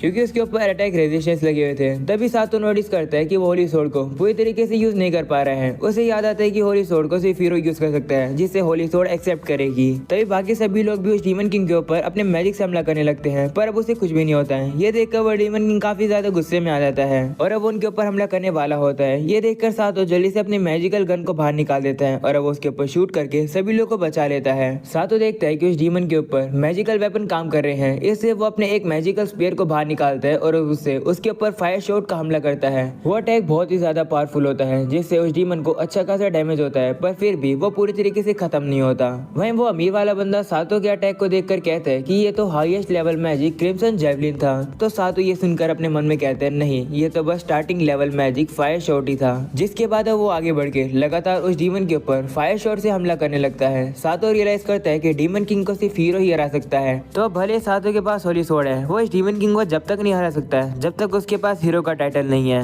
तभी सातो अपना दिमाग लगाता है और वो हीरो के टाइटल की जगह गॉड किलर के टाइटल को यूज करके उस होली सोर्ड से उस डीमन किंग के ऊपर हमला कर देता है और अब उसे हरा देता है, जिसकी वजह से सातो को काफी सारे टाइटल्स भी मिल जाते हैं। और अब अगले सीन में हम लोग देखते हैं सभी लोग उस लाइब्रेरी से बाहर आ जाते हैं। सातो वहाँ पर अकेला खड़ा ही था, तभी अचानक से वो तीनों डैम ह्यूमंस उसके पास आने लगते हैं और उसे कहते हैं कि हम लोग आप ही को ढूंढ रहे थे। वो लोग सातो से कहने लगते हैं कि आप सेफ हो, हम लोगों ने देखा कि आपने डीमन किंग को हरा दिया। तभी वहाँ पर एक नाइट आ जाता है और सातो से पूछते हैं कि क्या तुम सातो हो, जिस पर सातो कहते हैं हाँ मेरा ही नाम सातो है, क्या हुआ। तब वो नाइट सातो से कहते हैं कि क्या ये तीनों डैम ह्यूमंस तुम्हारे स्लेव हैं। तो सातो कहते हैं नहीं ऑफिशियली तो नहीं है। तब वो नाइट कहते हैं ठीक है वैसे तुम्हें कोई ढूंढा था, चलो मेरे साथ। तो सातो ही मान जाता है और वो वहाँ से जाने लगता है। वहीं पर अब वो देखता है कि जो वो तीनों डैम ह्यूमंस है वो काफी दुखी खड़े थे। वो देखकर सातो अब उन तीनों से उसके साथ चलने के लिए कहता है। ये सुनकर वो तीनों काफी ज्यादा खुश हो जाते हैं और वो भी सातो के साथ चलने लगते हैं। वहीं पर सातो मन में डिसाइड करता है कि वो इन तीनों को अपने साथ आगे की जर्नी पर लेकर जाएगा। तभी वहाँ पर वही बंदा आ जाता है और अब उन लोगों से माफी मांगता है उसके रूड बिहेवियर के लिए, जिसके बाद अब वो साथ में ही उनका शुक्रिया करता है उसके जान को बचाने के लिए। ऐसा बोलने के बाद वो बंदा वहाँ से चला जाता है। तभी वहाँ पर जीना आ जाती है और वो सातो को गले लगाकर कहती है कि वो काफी ज्यादा खुश है कि वो ठीक है। वहीं पर सातो भी उससे यही बात कहता है और अब हम लोग को पता चलता है कि सातो को तो हीरो का टाइटल मिल गया है। जिसके बाद वो स्लेव ट्रेडर के पास जाकर उन तीनों डैम ह्यूमंस को अपना स्लेव बनवा लेता है। इस बात से वो तीनों काफी ज्यादा खुश होते हैं। तभी स्लेव ट्रेडर सातो को और भी ज्यादा स्लेव्स के बारे में बताता है जो कि अभी तक बिके नहीं है। वो स्लेव अब बाहर आती है। उस स्लेव का नाम होता है लुलू। वो काफी ज्यादा क्यूट होती है पर वो काफी ज्यादा शर्मीली भी है। जिसके बाद अब दूसरी स्लेव बाहर आती है और वो अपना नाम एरिसा बताती है और वो सातो से कहती है कि मैं आपकी हूँ सातो समा। ये सुनकर सातो काफी शौक होता है कि आखिरकार इस एरिसा को उसका नाम कैसे पता। उसे उसके ऊपर थोड़ा शक होने लगता है और वो इसी चीज को टेस्ट करने के लिए लुलू के कान में कोई जापानीज शब्द कहता है पर उसे बिल्कुल भी समझ नहीं आता है, इसलिए वो रिप्लाई नहीं करती है। और अब जैसे ही सातो एरिसा के कान में कुछ कहता है वो रिप्लाई करती है और अपने वो बालों को जल्दी जल्दी झड़काने लगती है, क्योंकि हम लोग को पता चलता है कि सातो ने जापानीज में उससे कहा था कि तुम्हारे बालों में स्पाइडर है। सातो समझ जाता है कि एरिसा जापानीज समझ सकती है, जिसके बाद वो उन दोनों को खरीद लेता है और अब आगे चलने के बाद वो उन्हें उन डेमी ह्यूमन से इंट्रोड्यूस कराता है। एरिसा तो काफी जल्दी उनसे दोस्ती कर लेती है। ये देखकर सातो काफी रिलीफ फील करता है कि लुलू और एरिसा बाकी लोगों की तरह इन डेमी ह्यूमंस को हेट नहीं करते हैं। जिसके बाद अब वो लोग घर की तरफ जाने लगते हैं। तभी सातो को पता लगता है कि सभी लोग तो भूखे हैं और अब वो लुलू और एरिसा से कहता है कि तुम लोग कैसा खाना खाया करते हो। जिस पर वो लोग कहते हैं कि वो लोग तो काफी सिंपल और सूखा खाना खाया करते थे, उन लोगों ने कभी भी अच्छा खाना नहीं खाया। ये सुनकर अब सातो उन सभी लोगों को अच्छा खाना खाने के लिए ले आता है। वो खाना सभी लोगों को काफी पसंद आता है। वो भर पेट खाना खाने लगते हैं। वहीं पर सातो अकेले शॉपिंग करने के लिए आ जाता है और अब वो सभी के लिए अच्छे अच्छे कपड़े खरीदता है। रास्ते में अब उसे ग्रिल्ड चिकन मिलते हैं जो कि वो लीजा के लिए खरीदता है। लेकिन तभी एक गली में उसे कुछ डेमी ह्यूमंस दिखाई देते हैं जो कि काफी ज्यादा भूखे होते हैं। तो सातो अब उन लोगों की हालत देखकर उन्हें वो ग्रिल्ड चिकन दे देता है। जिसके बाद अब वो वापस अपने दोस्तों के पास आता है और उन्हें वो नए कपड़े दे देता है और सभी को वो कपड़े काफी ज्यादा पसंद आते हैं। जिसके बाद सातो उन सभी लोगों को अपने इन में ले आता है और मार्था की मॉम से पूछता है कि क्या कोई एक्स्ट्रा रूम है उसके साथियों के लिए, जिस पर मार्था की मॉम मना कर देती है और कहती है नहीं सभी रूम्स तो फुल हैं। तभी वो लोग नोटिस करते हैं कि वहाँ पर बैठे लोग तो काफी गुस्से से डेमी ह्यूमंस की तरफ देख रहे हैं। ये देखकर सातो मार्था से कहते हैं कि टामा और पोची को मेरे रूम में ले जाओ और बाकी हम सभी लोग बाहर कैंप लगाकर सो जाएंगे। तो अब एरिसा सातो को शांत होने के लिए कहती है और वो लोगों से उन्हें इस तरीके से देखने के लिए मना करती है। जिसके बाद अब वो अपनी स्किल का यूज करती है और अब उन लोगों से कहती है कि हमारी तरफ मत देखो। तब लोग भी उसकी बात मान जाते हैं और वो उनकी तरफ देखना बंद कर देते हैं। जिसके बाद वो मार्था से कोई एक्स्ट्रा स्टेबल के बारे में पूछती है तो बताती हाँ कि एक टेबल खाली है जिसका तुम लोग यूज कर सकते हो। और अब अगले सीन में हम लोग देखते हैं सातो अब उन डेमी ह्यूमंस को उस टेबल में ले आता है। उसने उन लोग के लिए गद्दे बना दिए हैं जिस पर वो लोग आराम से सो सके। सातो अब उन लोगों से कहता है कि अगर तुम्हें कोई भी परेशान करने आए तो जब तक जरूरत ना पड़े उन्हें जान से मत मारना, और अगर तुम्हें कोई भी हेल्प की जरूरत है तो बस चिल्ला देना, मैं तुम लोग की मदद करने आ जाऊंगा। वो लोग भी सातो की बात मान जाते हैं। जिसके बाद सातो अपने रूम में आता है जहाँ पर लुलू उसकी कपड़े उतारने में मदद करती है। तो सातो अब उसे मना कर देता है और कहते हैं नहीं मैं अपना आप ही उतार लूंगा। ये सुनकर लुलू अब शर्मा कर पीछे हट जाती है। सातो अब रियलाइज करता है कि लुलू यहाँ पर अभी भी काफी ज्यादा नर्वस और अनकंफर्टेबल फील कर रही है। जिसके बाद अब सातो सोने के लिए जा ही रहा होता है। तभी लुलू और एरिसा उसके सामने बिना कपड़ों के आ जाते हैं और उसे कहते हैं कि हम आपको सर्विस देने के लिए रेडी हैं। ये यहाँ पर वैसी वाली सर्विस देने की बात कर रहे हैं। वहीं पर सातो रियलाइज करता है हाँ अरे इस वर्ल्ड में तो स्लेव्स को ऐसा ही काम करना पड़ता होगा। तो साथ अब उन लोगों से कहते हैं कि मुझे तुम्हारी सर्विस की जरूरत नहीं है, जल्दी से कपड़े पहन लो और सो जाओ, क्योंकि हम लोग को कल शॉपिंग पर भी जाना है। जो सामान तुम लोगों को खरीदना है तुम लोग खरीद सकते हो। ये सुनकर एरिसा थोड़ी सी डिसअपॉइंट लगती है। वहीं पर लुलू तो रोने लगती है। तो साथ अब उसके पास आकर उसके ऊपर कपड़े ढक देता है और उसे कहते हैं चिंता मत करो, तुम्हें अब आगे से वैसे वाले काम करने की कोई भी जरूरत नहीं है। ये सुनकर लुलू काफी रिलीफ फील करती है और वो आराम से सो जाती है। वहीं पर सातों भी सो रहा होता है। तभी उसकी आंख खुलती है और वो देखता है कि एरिसा तो उसे किस कर रही है। सातों वो अपने आप पर कंट्रोल नहीं कर पा रहा होता है। उसकी बॉडी अपने आप ही एरिसा की तरफ अजीब हरकतें करने के लिए खींची चली जाती है। वो जैसे तैसे करके अपने आप को कंट्रोल करता है और रियलाइज करता है कि एरिसा उसके ऊपर कोई साइकिक मैजिक का यूज कर रही है और उससे जबरदस्ती ये करा रही है। तो साथ अब उसे गले लगाकर उसे ऑर्डर देता है कि वो अब से कोई भी मैजिक और स्किल का यूज नहीं करेगी और अगर उसने इस समय पर कोई भी मैजिक को एक्टिवेट कर रखा है तो वो उसे ऑफ कर दे। ये एक ऑर्डर होता है तो एरिसा को उसकी बात माननी पड़ती है और वो अपनी साइकिक मैजिक को ऑफ कर देती है। साथ अब उसे कहते हैं कि यही स्किल को तुमने इनमें भी यूज किया था ना उन सभी लोगों के सामने, तो तुमने मेरे ऊपर इसका यूज क्यों किया। काफी पूछने के बाद वो बताती कि वो तो बस सातों को अपनी सर्विस देना चाहती थी, क्योंकि वो पहली नजर में ही सातों से प्यार करने लगी है और वो काफी डिसअपॉइंट हो गई थी जब सातों ने उसकी सर्विस लेने से मना कर दिया था तब। इसलिए एरिसा ने अपने मैजिक का यूज किया, क्योंकि एक स्लेव की ड्यूटी होती है अपने मास्टर को मर्जी दिलाने की और अपनी सर्विस उन्हें देने की। तो अब साथ उसके गाल पकड़ कर कहते हैं कि तुम्हें ये सब करने की कोई भी जरूरत नहीं है। जिसके बाद अब वो अपना असली नाम बताती है। वो उसे बताती है कि उसका नाम टाचिबाना एरिसा है और वो उसे कहती है कि मैं भी तुम्हारी तरह ही एक जापानीज पर्सन हूँ, पर मैं यहाँ पर रिइनकार्नेट होकर आई हूँ। मेरे पास मेरी पिछली लाइफ की सारी मेमोरीज है। वो सातों से कहती है कि आपको देखकर लगता है कि आप रिइनकार्नेटेड नहीं हुए हो, बल्कि हीरो के तौर पर इस वर्ल्ड में समन हुए हो। ये सुनकर सातों शॉक हो जाता है। एरिसा उसे कहती है कि आप दूसरे जापानीज पर्सन हो जिसको मैंने अपने जन्म के बाद इस वर्ल्ड में देखा है। पहले जापानीज पर्सन मैंने लुलू के ग्रेट ग्रैंडफादर को देखा था। सातों के पूछने पर एरिसा उसे समझाती है कि समन और रिइनकार्नेट में क्या डिफरेंस होता है। ये सुनकर सातों को याद आता है कि जब वो इस वर्ल्ड में आया था तो बस उसकी एज छोटी हो गई थी, ना कि उसका कोई भी अपीयरेंस चेंज हुआ था। इसका मतलब ना ही वो इस वर्ल्ड में समन्ड हुआ है ना ही रिइनकार्नेट हुआ है। ये सुनकर एरिसा उससे पूछती है कि क्या तुम जब इस वर्ल्ड में आए थे तो क्या तुम्हारा लेवल हाई था या फिर तुम्हारे पास इनफाइनाइट एमपी था। तो सातों ये सुनकर कहते नहीं, ऐसे तो कुछ भी नहीं था। लेकिन तभी सातों को याद आता है कि स्टार्टिंग में उसके पास मीटियोर रेन अटैक तो थे, तो वो क्या था। जिसके बाद वो एरिसा से पूछता है कि आखिरकार तुम स्लेव कैसे बनी। तो अब एरिसा अपनी कहानी बताती है। वो बताती है कि दरअसल वो एक प्रिंसेस हुआ करती थी। वो अपनी पास्ट लाइफ की नॉलेज को यूज करके अपनी कंट्री को अमीर बनाना चाहती थी, लेकिन उसका प्लान फेल हो गया। शुरुआत में तो चीजें सही चली थी, लेकिन फिर बाद में खराब हो गई। वहाँ पर अब वॉर हो गया, जिसकी वजह से दूसरी कंट्री ने वहाँ पर कब्जा कर लिया। उन लोगों ने फिर पब्लिकली किंग और क्राउन प्रिंस को मार दिया और प्रिंस और बाकी सभी लोगों को स्लेव बनाकर कैद कर दिया। पर एक दिन एक डीमन ने उस कैसल के ऊपर हमला कर दिया और वहाँ पर तबाही मचा दी। इसी की वजह से लुलू और एरिसा को वहाँ से भागने का मौका मिल गया और वो लोग वहाँ से भाग जाते हैं। तभी वो लोग उसी स्लेव ट्रेडर से मिलते हैं जिसने उन लोगों को रख लिया था। जिसके बाद अब सीन शिफ्ट होता है और अब हम लोग को सुबह का सीन दिखाया जाता है, जहाँ पर जीना सातों के रूम में उससे मिलने आती है। लेकिन जैसे वो अंदर आती है वो देखते हैं कि सातों तो लुलू और एरिसा के साथ अजीब कंडीशन में होता है। ये देखकर जीना काफी शौक होती है और वो सातों को ठरकी समझकर उससे काफी गुस्सा होकर वहाँ से चली जाती है। तो अब सातों भी जल्दी से अपने कपड़े पहन लेता है और वो विंडो से नीचे जाकर उसके साथ रोमांटिक डांस करने लगता है। वो उसे समझाने की कोशिश करता है कि जो भी कुछ तुमने देखा वो सब एक गलत फहमी है। वो तो बस उसके बेड पर ऐसे ही आ गई थी। उसने उन लोगों को अजीब हरकतें करने के लिए नहीं खरीदा है, बल्कि इसलिए खरीदा है जिससे कि वो लोग उसके डेली बिजनेस में मदद कर सके। तब जीना थोड़ी थोड़ी सातों की बात समझ जाती है। तभी सातों उसकी तारीफ करते हैं और उसे कहते हैं कि तुम तो आज काफी ज्यादा अच्छी लग रही हो, तुम्हारे कपड़े भी काफी अच्छे लग रहे हैं। अपनी तारीफ सुनकर जीना शर्मा जाती है और अब उस बात को भूल जाती है।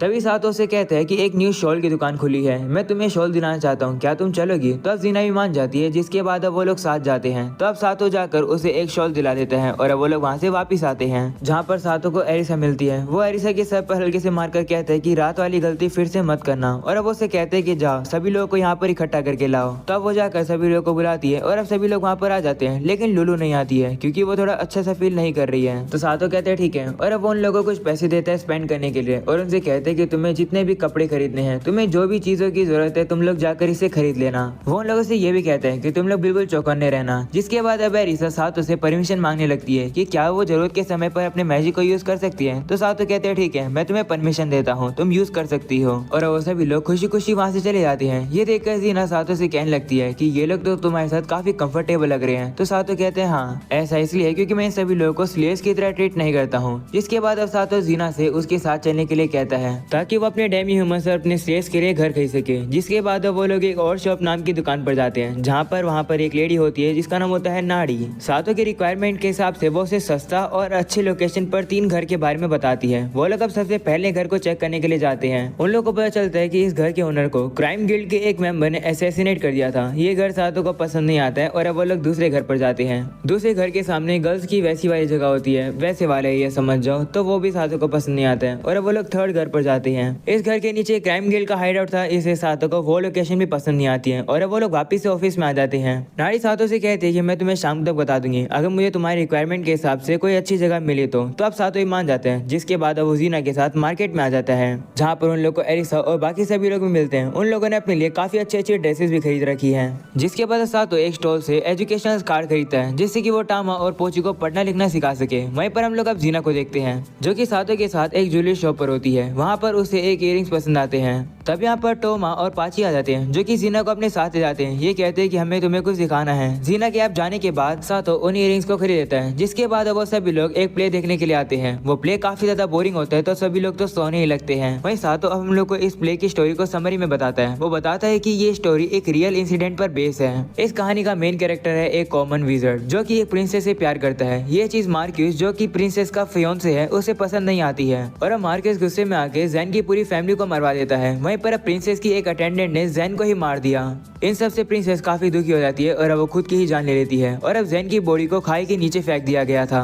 लेकिन क्योंकि जैन के अंदर अभी भी काफी सारे रिग्रेट्स और गुस्सा थे, उसकी बॉडी अब अनडेड से ही वापस आ जाती है, यानी रीएनिमेट होकर आ जाती है और अब वो एक एक करके मार्क्यूस के सभी फैमिली मेंबर्स और लोगों को मारने लगता है। वह मार्क्यूस को ही मारकर अपना बदला पूरा करने वाला होता है। तभी अचानक से एक होली नाइट उसके पीछे से आकर उसे मार देता है, जिसकी वजह से वो अपना बदला पूरा नहीं कर पाता है और हम लोग को पता लगता है कि थोड़े समय बाद मार्क्यूस को एक कर्स हो गया था, जिसके चलते वो अपने आप ही मर गया और अब प्ले यहीं पर खत्म हो जाता है। सातो बाहर घूम ही रहा होता है, तभी उसे एक लेडी मिलती है। उससे बात करने पर उसे पता चलता है कि प्ले की जो स्टोरी और एंडिंग है उसे चेंज कर दिया गया है किसी रीजन की वजह से। असलियत में तो कुछ और ही हुआ था। लेडी अब उसे असली स्टोरी बताने लगती है, पर सातो को इसमें कोई भी इंटरेस्ट नहीं होता है। वो इस बात पर गौर ही नहीं करता है कि आखिरकार असली स्टोरी थी क्या। वहीं पर अब दूसरी तरफ हम लोग जीना और एरिसा को देखते हैं, जो कि प्ले के बारे में ही बात कर रहे थे। जीना काफी ज्यादा दुखी थी ये सुनकर कि जैन के मरने के बाद प्रिंसेस ने अपने आप को ही मार लिया। तो अब एरिसा को उसकी बात ये बिल्कुल पसंद नहीं आती है। वो उसे काफी रूड तरीके से कहती है कि अगर तुम्हारे साथ ये होता तो तुम क्या करती, क्या तुम दूसरी शादी कर लेती, ये कैसा प्यार हुआ। वो उसे कहने लगती है कि अगर तुम ऐसा ही एटीट्यूड रखोगी तो तुम जिसे लाइक करती हो वो तुमसे दूर चले जाएगा। ये सब सुनने के बाद जीना को काफी ज्यादा बुरा लगता है। तभी सातो वहाँ पर आकर एरिसा के सर पर मारता है और उसे चुप होने के लिए कहता है और कहते हैं कि तुम काफी ज्यादा रूड हो रही हो, जीना से माफी मांगो। तो अब एरिसा जीना से माफी मांगती है, तो जीना भी उसे माफ कर देती है। जिसके बाद सातो लीजा से सभी के लिए मीट स्क्वेयर लाने के लिए कहता है। तो अब टामा और पाची और एरिसा भी उसके साथ चले जाते हैं।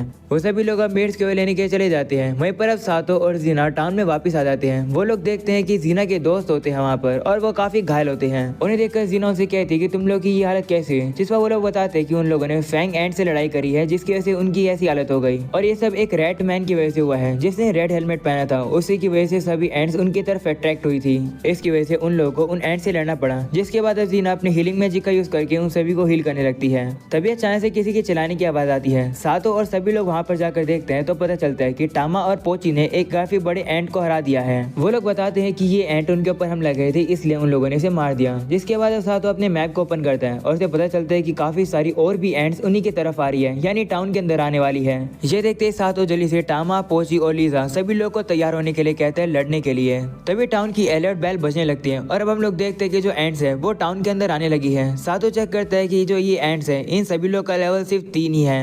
तभी सातो देखता है कि जैसे वो एंट्स अंदर आ रही होती है वो एक बैरियर से टकराकर मर रही होती है। ये देखकर एरिसा सातो को बताती है कि ये सब उसका कमाल है, उसने टाउन के ऊपर एक प्रोटेक्टिव बैरियर लगा दिया है, जिसकी वजह से एंट्स अंदर आते ही मर जाएंगी। लेकिन अभी भी हम लोग देखते हैं कि कुछ एंट अंदर आ जाती है। ये देखकर सातो जल्दी से अब सभी से कहता है कि लड़ने के लिए तैयार हो जाओ और अब हम लोग देखते हैं कि वो सभी लोग ही मिलकर उन एंट से लड़ने लगते हैं और टाउन को बचाने लगते हैं। तभी सातो नोटिस करते हैं कि कुछ एंट्स तो नाड़ी के ऑफिस में भी घुस गए हैं और अब वो जल्दी से अंदर जाकर उन सभी एंट्स को मार देता है और अब वो देखता है कि नाड़ी तो स्टेयर्स के नीचे फंसी हुई है और वो ऊपर भी नहीं आ सकती है, क्योंकि वहाँ पर ऊपर आने के रास्ते पर एंट के पॉइजन लगे हुए थे। सातो अब सोचने लगता है कि वो क्या करें। तभी अचानक से हम लोग देखते हैं वहाँ पर नाड़ी का मैनेजर आ जाता है, जो कि अपनी पावर्स को यूज करके काफी इजीली से नाड़ी को वहाँ से बाहर निकाल लेता है। नाड़ी और सातो और मैनेजर दोनों को किस करके उनका शुक्रिया करती है उसे बचाने के लिए। जिसके बाद अब नाड़ी सातो को अपना मैनेजर का इंट्रोडक्शन देती है। सातो ये सुनकर काफी ज्यादा शौक होता है कि वो मैनेजर तो एक एल्फ है और दरअसल वो एक फॉरेस्ट स्पिरिट भी है। सातो उन लोगों से बातचीत करने के बाद अब बाहर आ जाता है और वो देखता है कि सभी लोगों ने उन एंड्स को हरा दिया है और अब वो लोग इस बैटल को जीत गए हैं। वहीं पर जीना भी सातो से कहती है कि मुझे ड्यूटी पे जाना पड़ेगा। तो सातो ये मान जाता है और वो उसे कहते हैं ठीक है, अपना ख्याल रखना। तभी हम लोग देखते हैं वहाँ पर एक नाइट आता है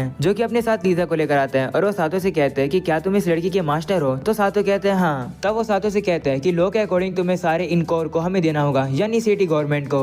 सातो को भी अब पता लग जाता है कि वो नाइट तो बस इस कोर को अपने लिए चाहता है। सातो भी उसके प्लान को समझ जाता है और अब उसके सारे प्लान को उसी के सामने रख देता है। ये देखकर वो नाइट कहते हैं ठीक है, तुम इन कोर को अपने साथ रख लो। जिसके बाद अब सातो अपने इन में वापस आता है और अब वो सभी लोग के साथ खाना खाता है। सभी लोग अब भरपेट खाना खा रहे होते हैं क्योंकि वो काफी ज्यादा थक गए थे उन एंड से लड़ने के बाद। तभी सातो नोटिस करता है कि लुलू की जो तबीयत होती है वो अभी भी खराब होती है, इसलिए वो बाहर आ जाता है लुलू के लिए अब मेडिसिन खरीदने के लिए। वो अब आगे चल ही रहा होता है तभी अचानक से एक शैडो आउल का पंख उसके पास आकर गिरता है। वो अब उसे अपने पास रख लेता है, ये सोचते हुए कि टामा और पौची इसके साथ खेल लेंगे। तभी वो एक गली में देखता है कि कुछ शैडो मॉन्स्टर तो एक बंदे के ऊपर हमला कर रहे हैं और वो काफी घायल कर चुके हैं। तभी अचानक से वो मॉन्स्टर सातो को भी देख लेते हैं और वो उसके ऊपर हमला करने आ जाते हैं। तब सातो भी उनके अटैक को डॉज करता हुआ अपनी मैजिकल गन को बाहर निकालकर उन सभी लोगों को खत्म कर देता है, वो भी काफी आराम से। जिसके बाद अब सातो उस बंदे के पास जाता है और उसे पता चलता है कि ये तो वही रेड मैन है जिसके बारे में जीना के दोस्त बता रहे थे, जिसने रेड हेलमेट पहना हुआ था। वो अब सातो से कहने लगता है कि मुझे नहीं लगता कि मैं ज्यादा देर तक जिंदा रहूंगा, इसलिए प्लीज मेरे लिए इस प्रिंसेस का ख्याल रखना। ऐसा बोलने के बाद अब वो वहीं पर बेहोश हो जाता है। तो अब सातो भी अपने मैजिक को यूज करके उसे थोड़ा बहुत हील कर देता है। जिसके बाद उन लोगों को लेकर और शॉप की दुकान पर आता है और देखता है कि नाड़ी और मैनेजर तो सो रहे हैं। इसे वो चुपचाप से लॉक पिक बनाता है अपने मैजिक से और अब दरवाजे को वो खोल लेता है और अब वो सैटमैन और प्रिंसेस को वहाँ पर ले आता है। तभी थोड़ी सी आवाज हो जाती है जिसकी वजह से नाड़ी और मैनेजर उठकर वहाँ पर आ जाते हैं और देखते हैं कि वहाँ पर तो सातो होता है। वो उसे पूछते हैं कि तुम यहाँ क्या कर रहे हो? सातो उन लोग को सारी बात बताता है और कहता है कि ये रैटमैन मैनेजर को जानता है। मैनेजर देखता है कि वो रैटमैन काफी ज्यादा घायल होता है तो वो अपने मैजिक से उसे हील करने लगता है और कहते हैं नहीं, मैं इसे कभी भी नहीं मिला हूँ। तभी नाड़ी उस रैटमैन के रेड हेलमेट को देखकर कहती है कि तो वही फेमस रैटमैन नाइट है रेड मास्क से। जिसके बाद सातो उन लोग को प्रिंसेस को दिखाकर कहते हैं कि मुझे ये भी मिली है। वहीं पर नाड़ी प्रिंसेस को देखकर काफी ज्यादा शौक हो जाती है और कहती है कि ये तो एल्फ है। वहीं पर मैनेजर भी प्रिंसेस को देखकर काफी ज्यादा शौक हो जाता है और कहता है कि ये तो प्रिंसेस मिया है। तभी हम लोग देखते हैं कि मिया की आंख खुल जाती है और वो सातो को देखकर कहती है खूबसूरत, और ऐसा बोलने के बाद वो वापिस से सो जाती है। तभी हम लोग देखते हैं कि उस रैटमैन की हालत और भी ज्यादा खराब होने लगती है। ये देखकर नाड़ी एक प्रीस्ट को बुलाने जाती है जो कि उस रैटमैन का इलाज कर सके। वह वहाँ से जा रही होती है तभी सातो से कहता है कि इतनी रात में अकेले जाना खतरे से खाली नहीं है, इसलिए वो अब उसी के साथ चला जाता है। और अब सुबह हो जाती है। सातो एरिसा के पास आकर अब उसे सारी बात बताता है कि रात में क्या हुआ। उनकी बातें सुनकर अब लुलू जाग जाती है। उसकी तबीयत पहले से ठीक है तो सातो अब उसे दवाई दे देता है जो कि वो उसके लिए लेकर आए हैं, जिससे कि लुलू पूरी तरीके से ठीक हो जाए। सातो अब और जॉब पर वापस आता है जहाँ पर अब वो नाड़ी से पूछते हैं कि वो लोग अब कैसे हैं। तो नाड़ी बताती है कि वो लोग ठीक है, बस मिया अब थोड़ी रेस्ट कर रही है। उसका एमपी काफी ज्यादा कम है। मैनेजर ने काफी सारे मैजिक का यूज किया उसके एमपी को रिकवर करने के लिए, लेकिन कुछ भी नहीं हुआ। नाड़ी जिसके बाद सातो को बताती है कि मिया को ठीक करने का एक तरीका है, लेकिन उसके लिए हम लोग को मिया को वैली ऑफ ड्रैगन में लेके जाना होगा। ये सुनकर सातो को याद आता है कि वो वैली ऑफ ड्रैगन में जा चुका है। तभी अचानक से सातो को कुछ आवाज आती है और वो मिया के स्टेटस को चेक करता है और उसे पता चलता है कि वो अब जाग गई है। तब सातो और नाड़ी मिया के पास जाते हैं और अब वो उससे अपना इंट्रोडक्शन देते हैं। सातो को अब यही पता चलता है कि जो मिया है वो स्पिरिट को देख सकती है क्योंकि उसके पास स्पिरिट साइट है। जिसके बाद अब मिया को भूख लगने लग जाती है तो नाड़ी अब उसके लिए खाना लेने के लिए चली जाती है। वहीं पर अब सातो वहीं पर रुकता है और मिया से पूछता है कि स्पिरिट्स कैसी होती हैं। तो मिया उसे बताती है कि जो स्पिरिट्स होती है वो काफी ज्यादा फ्लफी और स्पार्कली होती है। ये सुनने के बाद सातो को समझ आता है कि मिया ज्यादा बात करने वालों में से नहीं है। वो उससे और थोड़ी बात करने के बाद उसी की लैंग्वेज को सीख जाता है। तभी हम लोग देखते हैं नाड़ी वहाँ पर मिया के लिए खाना लेकर आ जाती है। मिया भी खाना खा लेती है और वो काफी थकी लग रही होती है तो सातो अब वहाँ से जाने लगता है। तभी मिया उसे पकड़ लेती है और उसे वहीं पर रुकने के लिए कहती है। सातो अब उसे मना नहीं कर पाता है, इसलिए उसे अब थोड़ी देर वहीं पर रुकना पड़ता है। और अब थोड़ी देर बाद सातो वहाँ से चला जाता है और अब अपने इन में आ जाता है। वह वहाँ पर देखता है कि सभी लोग तो एजुकेशनल कार्ड से खेल रहे हैं। सातो ये सब देखकर उनके पास जाकर उनके साथ वही खेलने लगता है। तभी हम लोग को टामा और पोची के बारे में पता चलता है कि वो इनके काम कराने में भी मदद करते हैं। ये सुनने के बाद सातो उनकी तारीफ करता है। जिसके बाद वो लोग उन सभी को मिया के बारे में बताते हैं कि वो एक प्रिंसेस है और एक रैटमैन उसे प्रोटेक्ट कर रहा था। ये सब सुनने के बाद वो लोग कहने लगते हैं कि हमें भी प्रिंसेस से मिलना है। तो सातो भी उन लोगों की बात मान जाता है और कहते हैं ठीक है, सबसे पहले अपना लंच पूरा कर लो, उसके बाद हम लोग चलेंगे। जिसके बाद अब वो लोग अपना लंच पूरा करने के बाद मिया के पास आ जाते हैं। सभी लोग अब मिया को अपना इंट्रोडक्शन देने लगते हैं। वहीं पर मिया तो काफी नर्वस लग रही होती है। वो जैसे तैसे करके अब उन लोग को अपना नाम बताती है। ये सुनने के बाद सभी लोग उसे कहने लगते हैं कि तुम तो काफी ज्यादा क्यूट हो। और अब इसी तरीके से वो लोग मिया से बात करने लगते हैं। वहीं पर सातों को एक काम याद आता है। वो कहते हैं कि मुझे नीचे जाना है। वह वहाँ से जाने लगता है, लेकिन तभी मिया उसे वापिस से पकड़ लेती है। तो सातव उसे कहते हैं नहीं, मैं थोड़ा सा बिजी हूँ। सातव सोचने लगता है कि आखिरकार मिया उससे इतनी ज्यादा अटैच कैसे हो गई है। जिसके बाद सातव नीचे नाड़ी के पास आता है। वहीं नाड़ी उसे कहती है कि तुम तो एक मर्चेंट हो, तो क्या तुम्हारे पास कोई कार्ड नहीं है। तो सातव कहते हैं नहीं, अभी तो नहीं है, लेकिन मेरे पास थी, लेकिन मीटियोर्स की वजह से वो डिस्ट्रॉय हो गई। ये सुनकर नाड़ी कहती है अगर ऐसी बात है तो क्या मैं तुम्हें एक ड्रोन कार्ड रेकमेंड करूं? मैं एक मर्चेंट को जानती हूँ जो कि रिटायर होने वाला है और वो अपनी कार्ड को बेचने की सोच रहा है। क्या तुम उसे लेना चाहोगे? तो सातव कहते हैं मैं लेना तो चाहूंगा, लेकिन मुझे कोई भी एक्सपीरियंस नहीं है एक कार्ड को ड्राइव करने का। ये सुनकर अब लुलु सातव से कहती है कि मुझे थोड़ा सा एक्सपीरियंस है कार्ड को ड्राइव करने का।